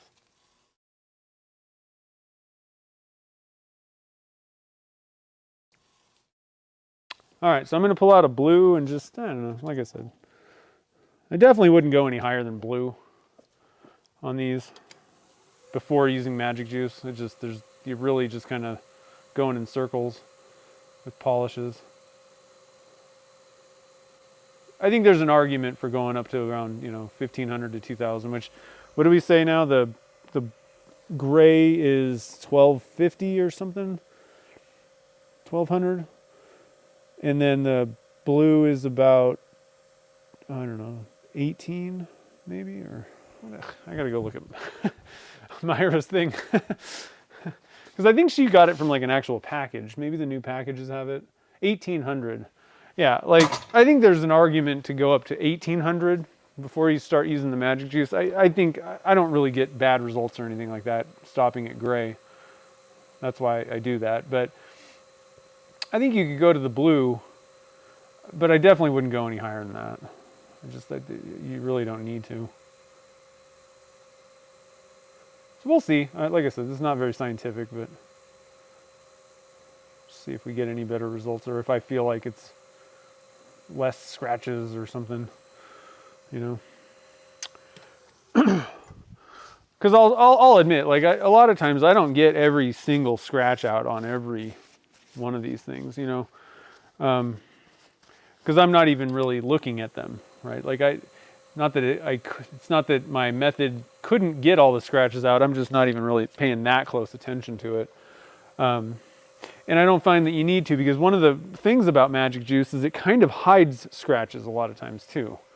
Compared to other methods of polishing things, I think one or some of the steps, the numbered steps in Magic Juice, has something that kind of fills that little groove and allows the light to kind of not really show up, like show a scratch. Like other methods kind of tend to point them out. But it also, on darker blanks, you're kind of hosed. It just, every little blemish is going to show up on those. This one's pretty light, so I find you can kind of get away with, maybe not getting it dead perfect. There's maybe a scratch or two here and there. But it just doesn't show up unless you like get a microscope out, magnifying glass. If you're going for perfect, then make sure to have a way to check and kind of double check your progress every step, just to make sure that you're not leaving stuff. Because the worst is if you get to the end and then you're like, oh, there's scratches all over, so I got to start over at some point. And that's always the hard thing. Where do you start? So kind of a little bit easier to track your progress as you go. But I think for most people, being that anal about it is just a recipe for getting really annoyed. All right, so step one, get it on there. I like to kind of slow the speed down as I'm applying it so it doesn't fling it everywhere. Get it kind of worked in a little bit and then go. And I'm going about 2,000 RPMs, somewhere between 1,500 and 2,000 is kind of the sweet spot, I think, on this. And I just flip it over, get a clean area, and we're on to step two.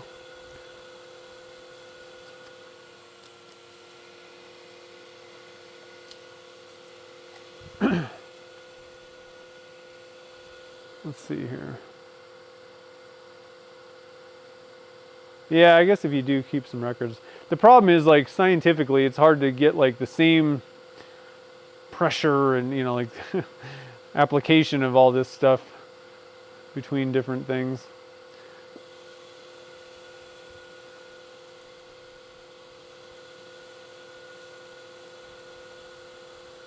Yeah, I'm pretty sure that I have hearing loss just from the stereos that I had in my cars over the years. So, but I don't know. I mean, Gretchen I don't think her hearing is particularly great, and she didn't have rumbling bass stereo stuff in her cars ever. So I don't know. I think my hearing's pretty reasonable, considering I work in a shop and went to concerts without hearing protection. Stereos, daily driving. I mean, ever since I could drive, I had a loud stereo in my car. Not so much these days, just because I don't have a loud stereo in my car, but I actually want to put one in. Still pushing 50, and I'm going to be cranking it up. Why not?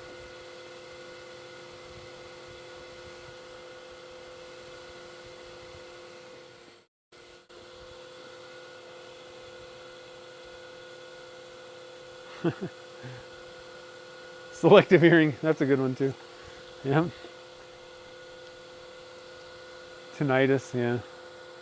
I have a little bit of that.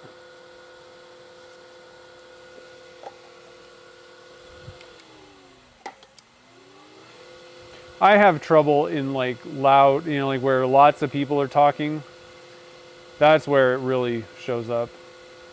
Generally, I'm okay in most situations, but if we're like, you're like out at dinner and it's like, super crowded, tons of people are talking, and you're trying to have a conversation with someone, it's like game over. I'm like, okay, I can't even hear what you're saying.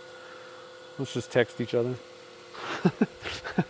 I guess that is one good thing about texting, the ability to text people.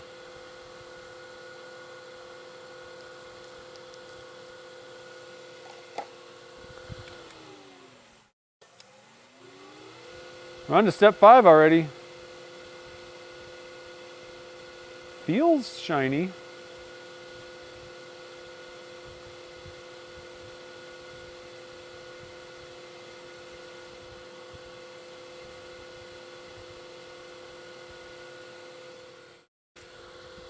Okay. Magical step 6. Ties everything together. I also think the step 6 might even have, I don't know, I haven't talked to Michael about, he's the guy that, it's over at Stadium Blanks, that kind of, brought this, it's his product. I have a feeling that the step 6 actually has a little bit of, like some polished products have kind of like an anti-static and anti-fingerprint thing to them. And I actually think that this might have something like that because it's good. Like, I don't know. I find that you don't really get fingerprints if you go with this method. It's not staticky or anything like that. And I think that that's, like, even Novus, I think their step 3 is like basically like it's not a polish, it's just an anti-static thing, I believe. And it's kind of a nice finish. I do think the step 6 does kind of, what is happening here? Hearing noises. I do think that it has some polishing effect possibly still too, but I think it's got other things. I would like to know more about that. I don't know if he would be willing to share any of that information, but I mean, I think to me that's like a selling point. It may be something that would give somebody like a better idea of like what the product actually is. So maybe that's a reason not to mention things like that, but I think it would be a selling point personally, and I would like to know about it. Oh, that's looking good. Yeah, this thing turned out pretty good. Like I said, it was one of those things where I'm like, this is either going to be kind of like, meh, whatever, don't need to do that again, or it's going to be like pretty cool. I don't know. I think this falls into the pretty cool category. Let's see what you guys think. Yeah. I don't know. I'd have to get my glasses on and like really give this a look-see here. I might say that doing with the number 3, or I mean, sorry, the blue, that might be, well, trying to see it. Sorry, I don't know if I'm even on camera. I was looking at it myself. It does look a little bit polishier. That's awesome. Like that's literally what I was going for. Let me compare this to the other one here. I might have to start using the blue too. I'm gonna have to, well, yeah. I might start doing the blue from now on also. I feel like there's maybe just a little bit more surface scratchiness on this one. Ooh, there's a good, yeah, there's some scratches right there. Let me look at this one here.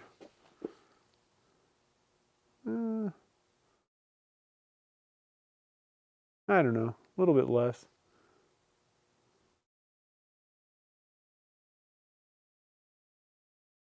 A little bit less. I don't know that it's massively different. The other tough thing in this specific case is you got different diameters going on, and that could maybe affect things. Either way, it doesn't look bad. If the light hits it just perfectly and you got your magnifying glasses on, you can see a few scratches in the surface, but not a likely scenario. Okay, so let's, I'm going to move this camera right here, and I'm going to go get everything set up over at the casting desk. If anybody has any other YouTube channels or just whatever sources of astronomy focused, news and information, maybe podcasts, maybe even, let me know. Because I got things that I watch all the time, but if you've got something cool, another cool one to share, That's the wrong camera. There we go. Let us know. Share with the group. All right, so we'll get these blanks out of the way. I think the blue ones are going to be fine. So they're probably going to go into the box, the subscription boxes. I just wanted to kind of fine tune a little bit the greenish color. But I think the blue, like realistically, there are pictures of Enceladus that it's blue as well. Let me see if I can find one to share it. Well, okay, most of them are a little bit more aqua or whatever, but I think you could argue that that blue is not really far off.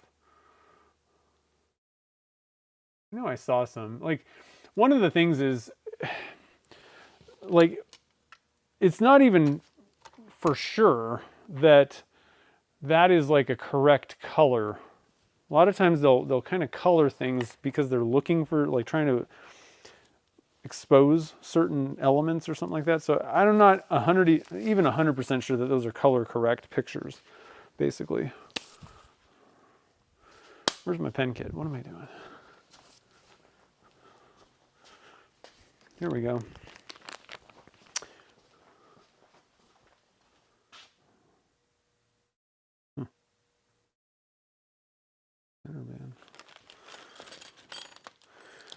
There was some weird note about the center band coupling something. I don't know. I think we're okay though. All right, so got that. Let's see. So now, having those marks, like I said, sometimes having the marks helps on the inside, like to line up your blank. Sometimes, like, whatever, it's really not going to make any difference.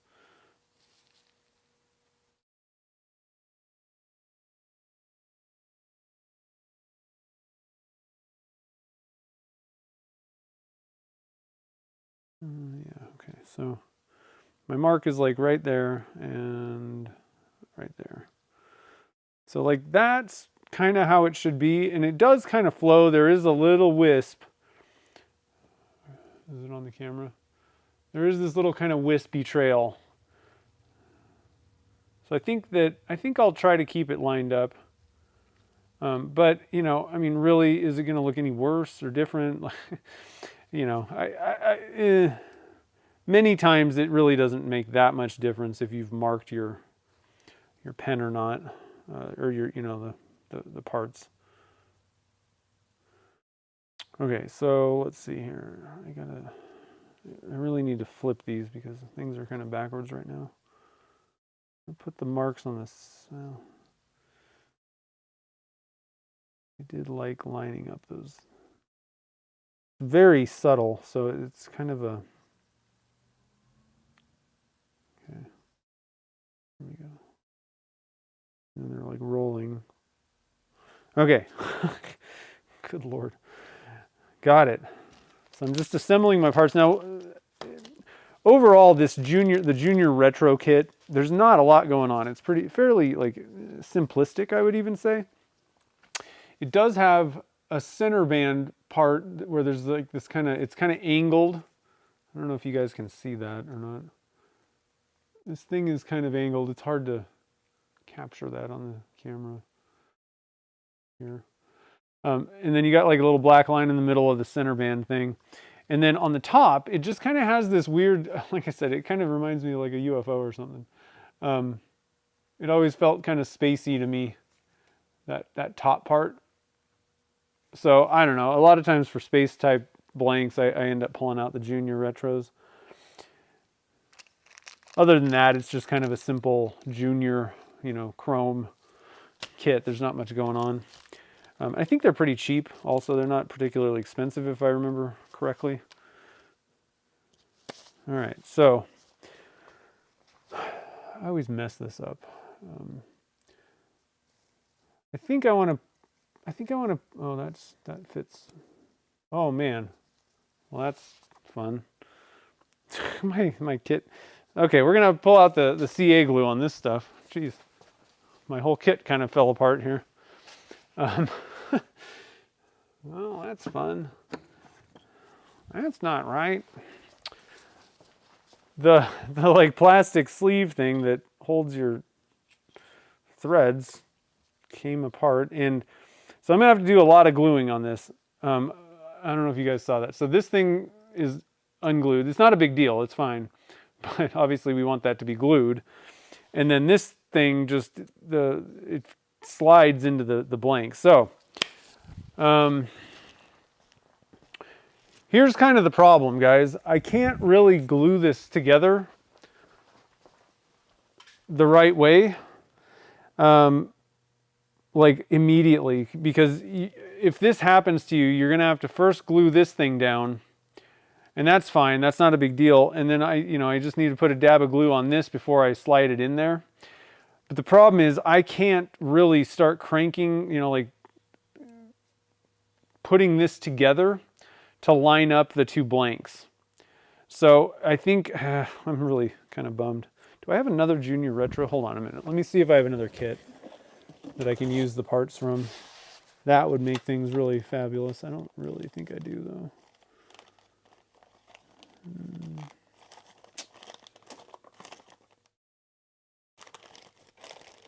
Dang. Yeah, I don't have another one.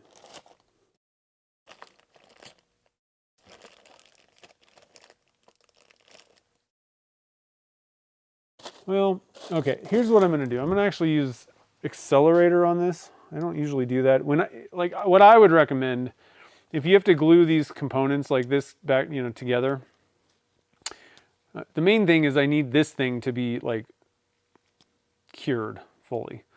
But what I'm going to do is I'm going to use accelerator on this. I'm going to give it a couple dabs, put it together, and it'll have accelerator on it. So let's see if we can get this put together. I don't recommend doing this really. And if it doesn't work, I'm just going to have to take it apart and redo it. But I would recommend letting it cure, let it cure fully and everything. But I think we'll be okay. So I'm gonna put my glue dabs in. Actually, another thing I'm gonna do, earlier today I mentioned that scuffed up surfaces work a lot better for gluing things together because it gives the glue something to actually grab onto. So we're going to go grab a piece of sandpaper, and I'm going to actually scuff up this part just a little bit. Make sure you don't accidentally scuff the outside of the parts. I don't know if I'm on camera or not.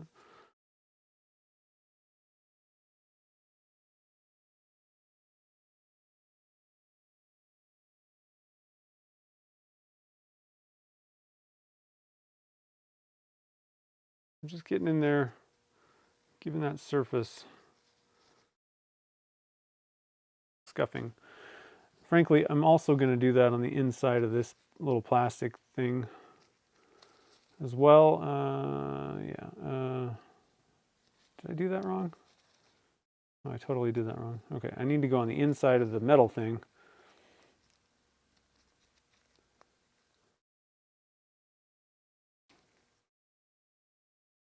Well, technically I'm going to have to do both, so this is fine. A little harder to get the inside. I need to kind of mount this on a little dowel.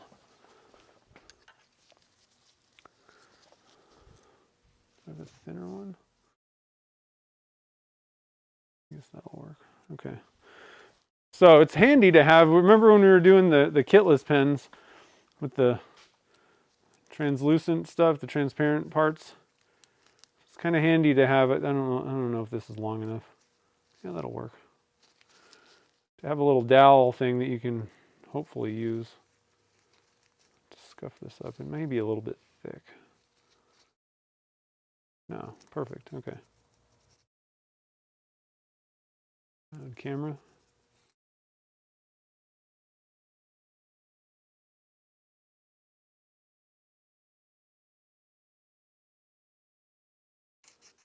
I don't really think that all this is usually necessary, but I definitely, if I'm going to just try to glue this together and get all the rest of the parts done at the same time, I do think that it is kind of necessary. And I'm just going to kind of give this plastic a little bit of a scuffing.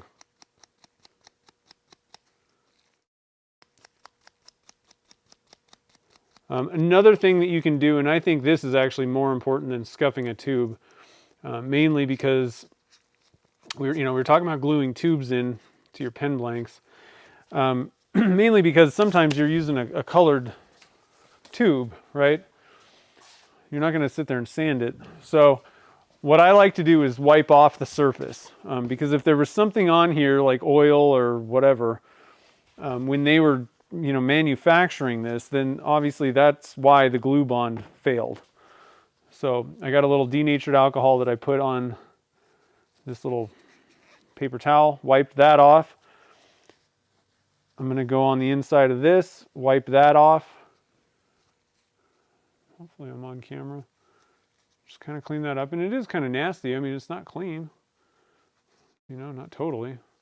And then I'm also going to wipe off the outside. That'll just kind of give, is all this necessary? No, probably not. But will it give you the best hope? Yeah, probably. It'll just kind of give you the best chances. Okay, that side's good. For some reason, this one was just not. Okay, so what I'm going to do here is we're going to put the glue on the inside of this guy, and I'm going to spray this thing with my accelerator. Okay.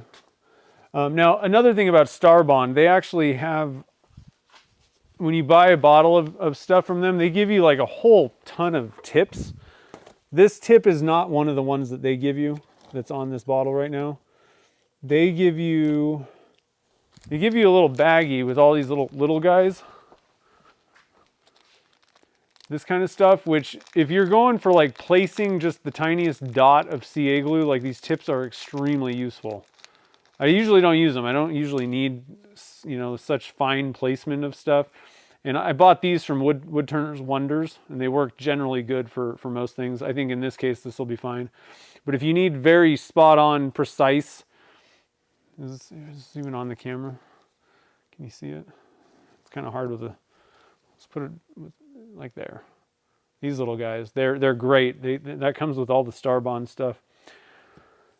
So let's see if I can kind of get this on camera here. So this is what I'm using. I've liked this for this type of stuff, medium thick from Starbond. This is a pretty good one. I wouldn't put like the super thin here, and I don't think that the gap filling thick is really necessary.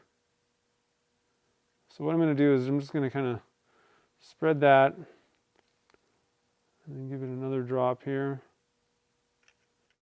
I'm going to spread this around in there. I'm going to set that aside for a second. I'm going to spray away from that, spraying my accelerator. And then I'm going to hurry up and shove this thing in here. Hopefully, yep, that kind of locked it down. Now, again, I would put this aside probably overnight, normally, and let it fully cure before I start messing around with anything. But in this case, show must go on. We want to get this thing going. So I'm going to do the same thing. Let's see here. I'm going to put, in this case, I think what I'm going to do is I'm going to apply the glue inside here. Just because I sprayed this, there's maybe some spray, the accelerator stuff somewhere. And I don't think I need to use accelerator necessarily. Well, yeah, I think I will use accelerator again. So I'm going to put the glue on the inside here. Don't need a lot for this necessarily. I'm just going to put a couple dabs in there. And then again, I'm going to grab this thing, spray it with the accelerator. And then it's so loose that all I have to do is just shove this thing in. Okay, that should be locked down. Hopefully I got that on camera. Okay, now I've lost my mark. I wasn't really paying that much attention to it, but I'm pretty sure it's right here. I think, yeah. So we've got our pen lined up like that. This side I think is okay. I think it was just that center band part didn't fit. So I'm just gonna, yeah, like this one's tight. Like I'm gonna have to press that side in. So we're good there. Let's look at these guys and just make sure. That looks like it's probably gonna need to be pressed. Every once in a while, like for some reason the parts are just thinner than you need, so you're gonna have to glue them in. So I don't know if it's gonna make much difference if I sit here or not. Let's see. Sorry, I wasn't really paying attention to the stream or the chat. I mean, let me see where we're. Okay, I don't think I missed a whole lot.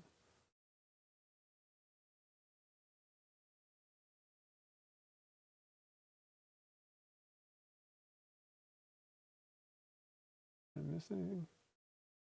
Work at the Space Foundation. Oh, that's cool.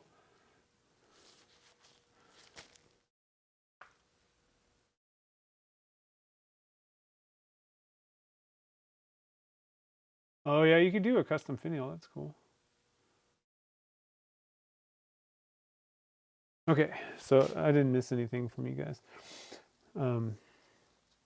So now the next thing is what we want to do is the reason why I wouldn't mess with this and try to do this is because we got to screw this thing in and we got to get it screwed all the way down to make sure that it's lined up right. And if that glue hasn't really set, you can kind of screw these things up. So, or, you know, move it again. It's not a big deal. I just have to redo it, but. And then I just want to get this thing kind of situated and then hopefully unscrew it without moving everything around. I think we did it. I think we're good. But you do have to be careful, you know, going forward. Like when I twist it back in there, you got to kind of, you know, do it kind of gently. So hopefully we got everything lined up. I don't know if there's a better way to do the lining up of those things. Who knows? Now, one thing I'm also going to do, did you hear that? I don't like that. That's terrible. And if you sell a pen, even if you give a pen away, or even if you use it yourself, are you going to really want to listen to that every time you have to put new, you know, new ink in there? No, you don't want to listen to that stuff. So what you can do, and actually what I'm going to do, I just came up with an even way 1,000 better idea of how to do this. I've got these little foam, like they're basically like makeup brushes, but I use them for different random stuff. I'm actually going to use that to apply this because I usually just use a little paper towel, but I think that this, where did my part go? Okay. I think this will be better. So what I use, you don't have to use Renaissance wax. This stuff is extremely expensive. It's a microcrystalline. It can work for finishes. Like it's a pretty decent finish thing. I use it for random stuff, but you know, it's just easy. It's sitting there. Paste wax, you could literally just use a candle. I mean, it doesn't really matter which wax you're using. I just happen to have that handy. And so I just paint on a little bit of the wax on there. Probably too much actually, but that's fine. And we have no squeaky. We don't want squeaky. Squeaky pens are annoying. And I'm also going to do that to the back end of this thing where your spring goes. Just grab just a little bit more. You don't even need much. Like I like way overdid it. Like wax was caked in the, in the grooves, and you don't need to do that. You could literally just wipe this part on a candle. I've done that before. I sold it. I remember like early days when I was still selling pens on Etsy. I forgot to do that, and I'm sitting at my apartment 30 minutes away from my shop, and I'm like, shoot. I don't have paste wax, I don't have anything, but we did have a candle, and so I just kind of scraped it along the candle, and it worked fine. You know, did the job.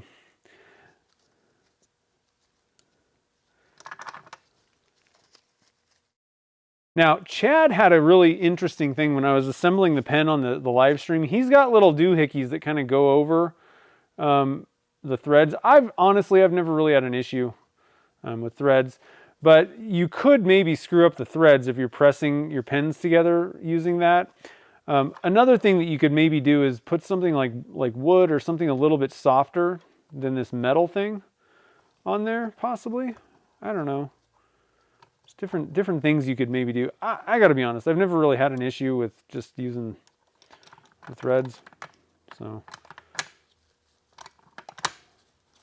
it's up to you. Just be aware that there is a possible risk of screwing something up, like kind of damaging those threads by pressing them together using, doing it this way. But I don't know. Like I said, I haven't noticed that myself.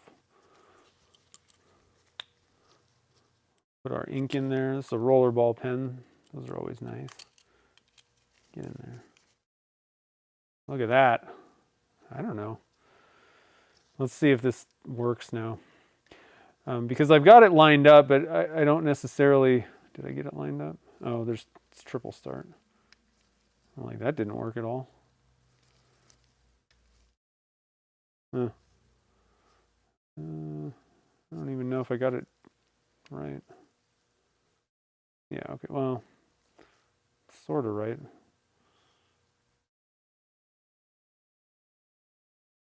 Okay, I don't even think I lined it up correctly, but this is what we got. So, let's see here. It's really close, but it's not. How is it supposed to be lined up? Hold on a minute. Like that. Let's see if I can get one of these positions to line up. Oh, it's off. So that's the problem. If you don't get things like totally screwed down, sometimes you can misalign these things. I really need to find a new way of assembling juniors because I don't really love my current way. Let's see here. Which way do I want this thing though? That's not too bad right there. Maybe like that.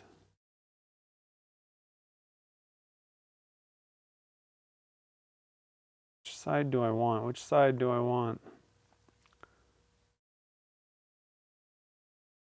I think I like that.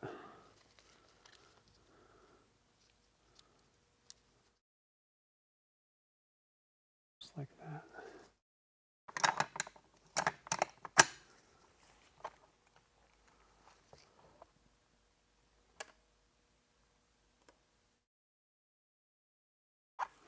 Now another thing that could have happened while I'm pressing this is the forces could have, again, that glue bond is pretty fresh. That could have also, messed something up with those threads where that thread meets. So just be aware of that. If you have an issue where that, like I said, that thread thing in the center band part come apart, I would recommend gluing that back together and letting it sit overnight. But here's our pen. So we could have, I don't know, I'm not particularly worried about how lined up this is or not.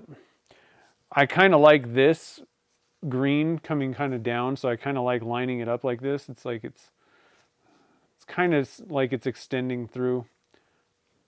But if I'm being completely honest, I didn't get this. This should be aligned with this more. I don't know if you can see that. There's a couple gray things up at the top here. They should be aligned with these, where are we at? These two down here. I kind of messed that up, but I'm just going to say that this is where the alignment is. That's not too bad. I mean, really? So, okay, I don't know if I can do a double here. I'm going to try to add, let's see, I got to switch to Enceladus here. So there's the picture of Enceladus, and I think I'm going to try to even zoom this up. So there's Enceladus, and what I'm going to do is I'm going to add, let's see, I'm going to add another thing here, so video capture. Okay, I think that Sony. Okay, so we're just going to kind of, oops.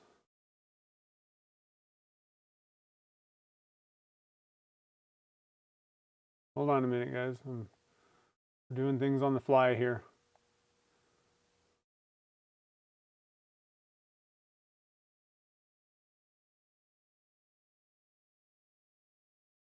Okay. I mean, I mean, really, like, that's pretty good. I gotta be honest. I don't mean to brag or anything, but that's like pretty good. Wow.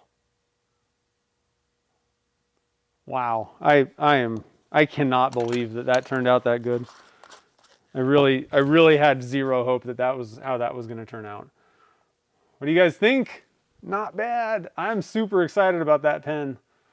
I'm super excited about that. Wow. Wow. I cannot believe that that actually worked out that close. Huh. Even the darker gray is pretty interesting. Like I still think I could go just a little bit slightly less dark gray for that second color. But man, wow. I can't wait to post that one on the Instagrams and everywheres. So let's see, a scented candle. Yeah, that's not too bad. I think it was a scented candle that I used. Let's see here. You use candles too? Nice. Piece of Delrin. Yeah, Delrin. Square of card. Yeah, that would be a good way to go, the cardboard thing. Call it the smell feature and up the price. I love that. That's funny. Wow.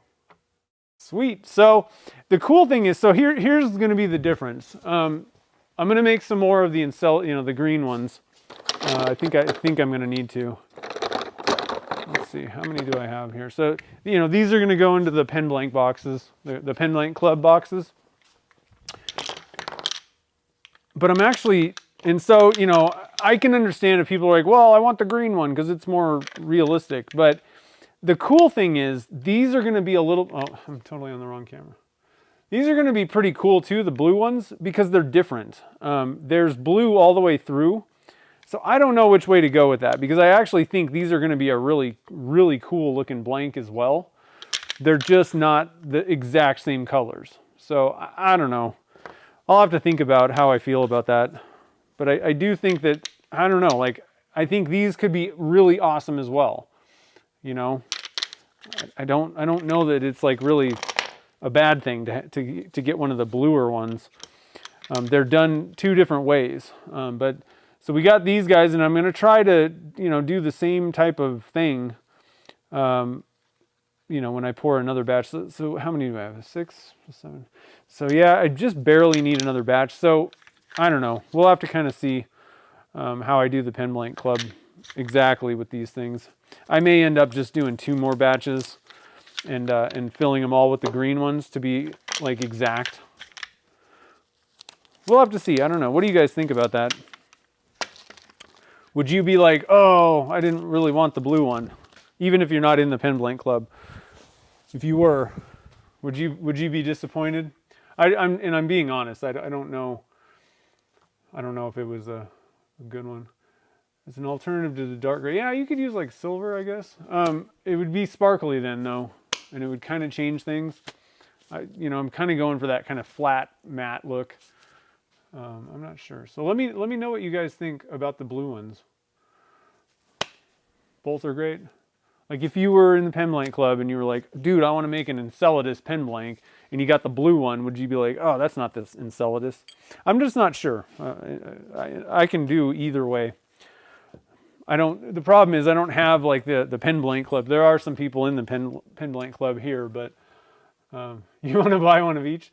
Well, there's probably going to be some left because I end up, I don't usually make exactly the right amount. So if there's anything left, I'll get in touch with you.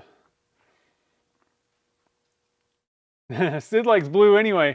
Well, I'll tell you what, Sid, I'll save a blue for you, for sure, if you like it. That's cool. Yeah, the blue one's going to be pretty cool too.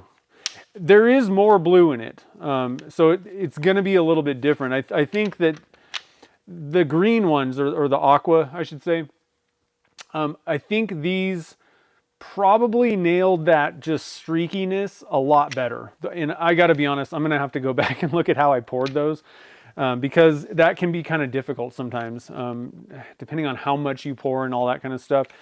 These guys, I poured blue throughout. I think they're going to be similar, but there's definitely going to be a little bit more gray, just because I had more gray, because that was one of the things that I messed up. So there's going to be a little bit more gray in these guys.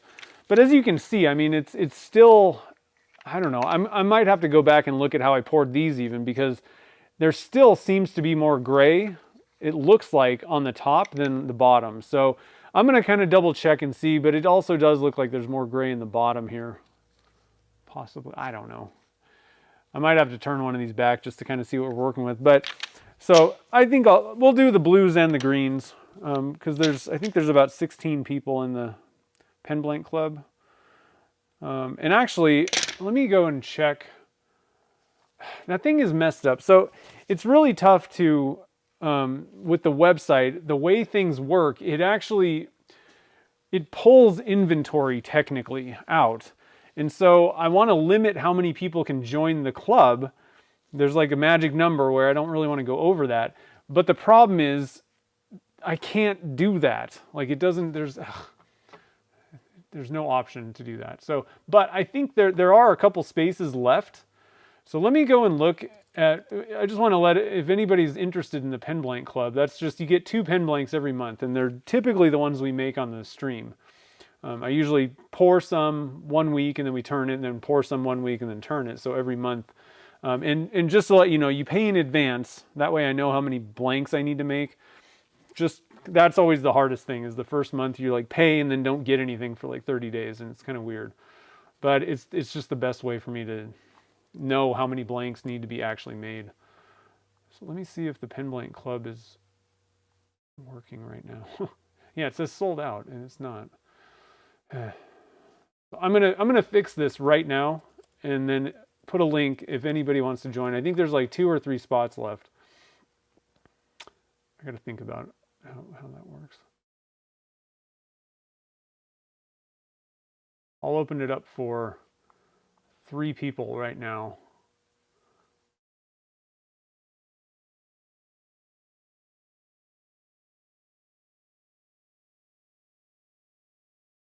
Okay, so there's 3 spots open right now. And then let me go and get, can I get a link to the thing? View it, there we go. Here's a link. There we go, okay. Whew. Doing things on the fly, guys, doing things on the fly.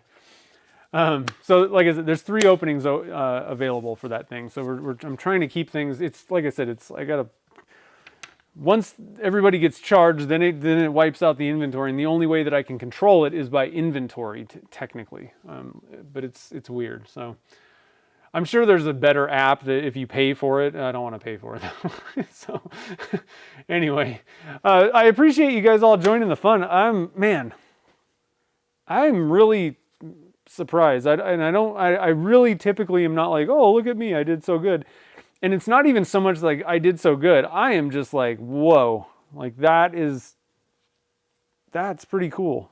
I don't even know what to do with that. I'm like, I might keep that. I don't know. I don't know what to do. So, Greg, you haven't been disappointed. Nice. That's cool. Okay, that's cool. I'll mix in the blues and stuff. It's just tough because, you know, there's a good amount of blanks, and I do think that they're going to be good. So, you know, we have almost the whole thing filled up. I'd have to do 2 more batches otherwise, which is not a huge deal, and I'm sure I could probably sell these other ones, but just want to, you know, make sure that sounds like a good deal if I do put them in there, because I can go either way. But yeah, I'm I'm blown away a little bit. Like I really didn't. I was looking at it and I knew how things went when I poured, and I'm like, I don't know how this is gonna go. I got to be honest. So cool. All right, guys. So next week we are going to be doing something else. Obviously, I think we're going to do some casting. Now, one of the things that I wanted to try out. There's a couple things that could end up happening, but I think that one thing, Myra gave me this when we did our class when I was in Arizona. I got to be honest. I think this is going to be like, it's going to really, so let me go backwards. So what this is for is to mix with, to like stir up the blanks. I think this is a little too big and kind of crazy. It's a really thick rod, but I don't know, maybe this is like the greatest thing ever. So I want to do that at least on one of the batches that we do, is use this. I was going to use it last week when we made these blanks, but I was like, I don't want this all mixed up. So, and that's how I feel this is going to work. And maybe it'll make really cool looking blanks. I don't know, but I was pretty sure that I did not want to do that for these blanks. So next week we'll make some blanks that we can use this for and try it out, see what this does. I'm pretty excited about that. The other thing that could happen is I also got another, I know you guys are probably like, oh, let's not do this, but I got one other product that we can maybe try using for thickening resin and possibly controlling color bleed. I don't know if I want to do that or not, because I got to be honest, we've done so many of those tests that I'm like, I don't really think there's a product that's going to fix that. But maybe we could do something like that. I'll have to think. There's a couple other ideas that have been bouncing around in my head also. So I guess what I'm saying is I don't know what we're going to do next week, but it'll be resin casting focused. So it should be pretty fun. So anyway, let's see here. Any other questions that I've missed or anything like that? Michael, yeah, a little bit late. Sorry. If you didn't see the pen though, I will give you one more shot here. That's the wrong camera. This is what we got. I mean, not bad. And I don't know if you saw last week, I don't know if you've been watching, if that was just kind of a joke, but I'm going to go down to the browser. Oh, that's the wrong thing. I got to go to the picture. Yeah, there it was. So there's the picture that we were kind of going for. There's the pen. Like, not bad. Especially this top part. I mean, that's like, the way that swoops and everything. See if I can get this on all the way in the screen here. Pretty cool. Pretty cool. So there you go. If you didn't see anything else, you saw at least the finished part. So anyway, guys, again, thanks for joining the fun this week. We'll be back next week doing some fun stuff. And I hope you guys have a great rest of the night and a great weekend. And I'll see you guys on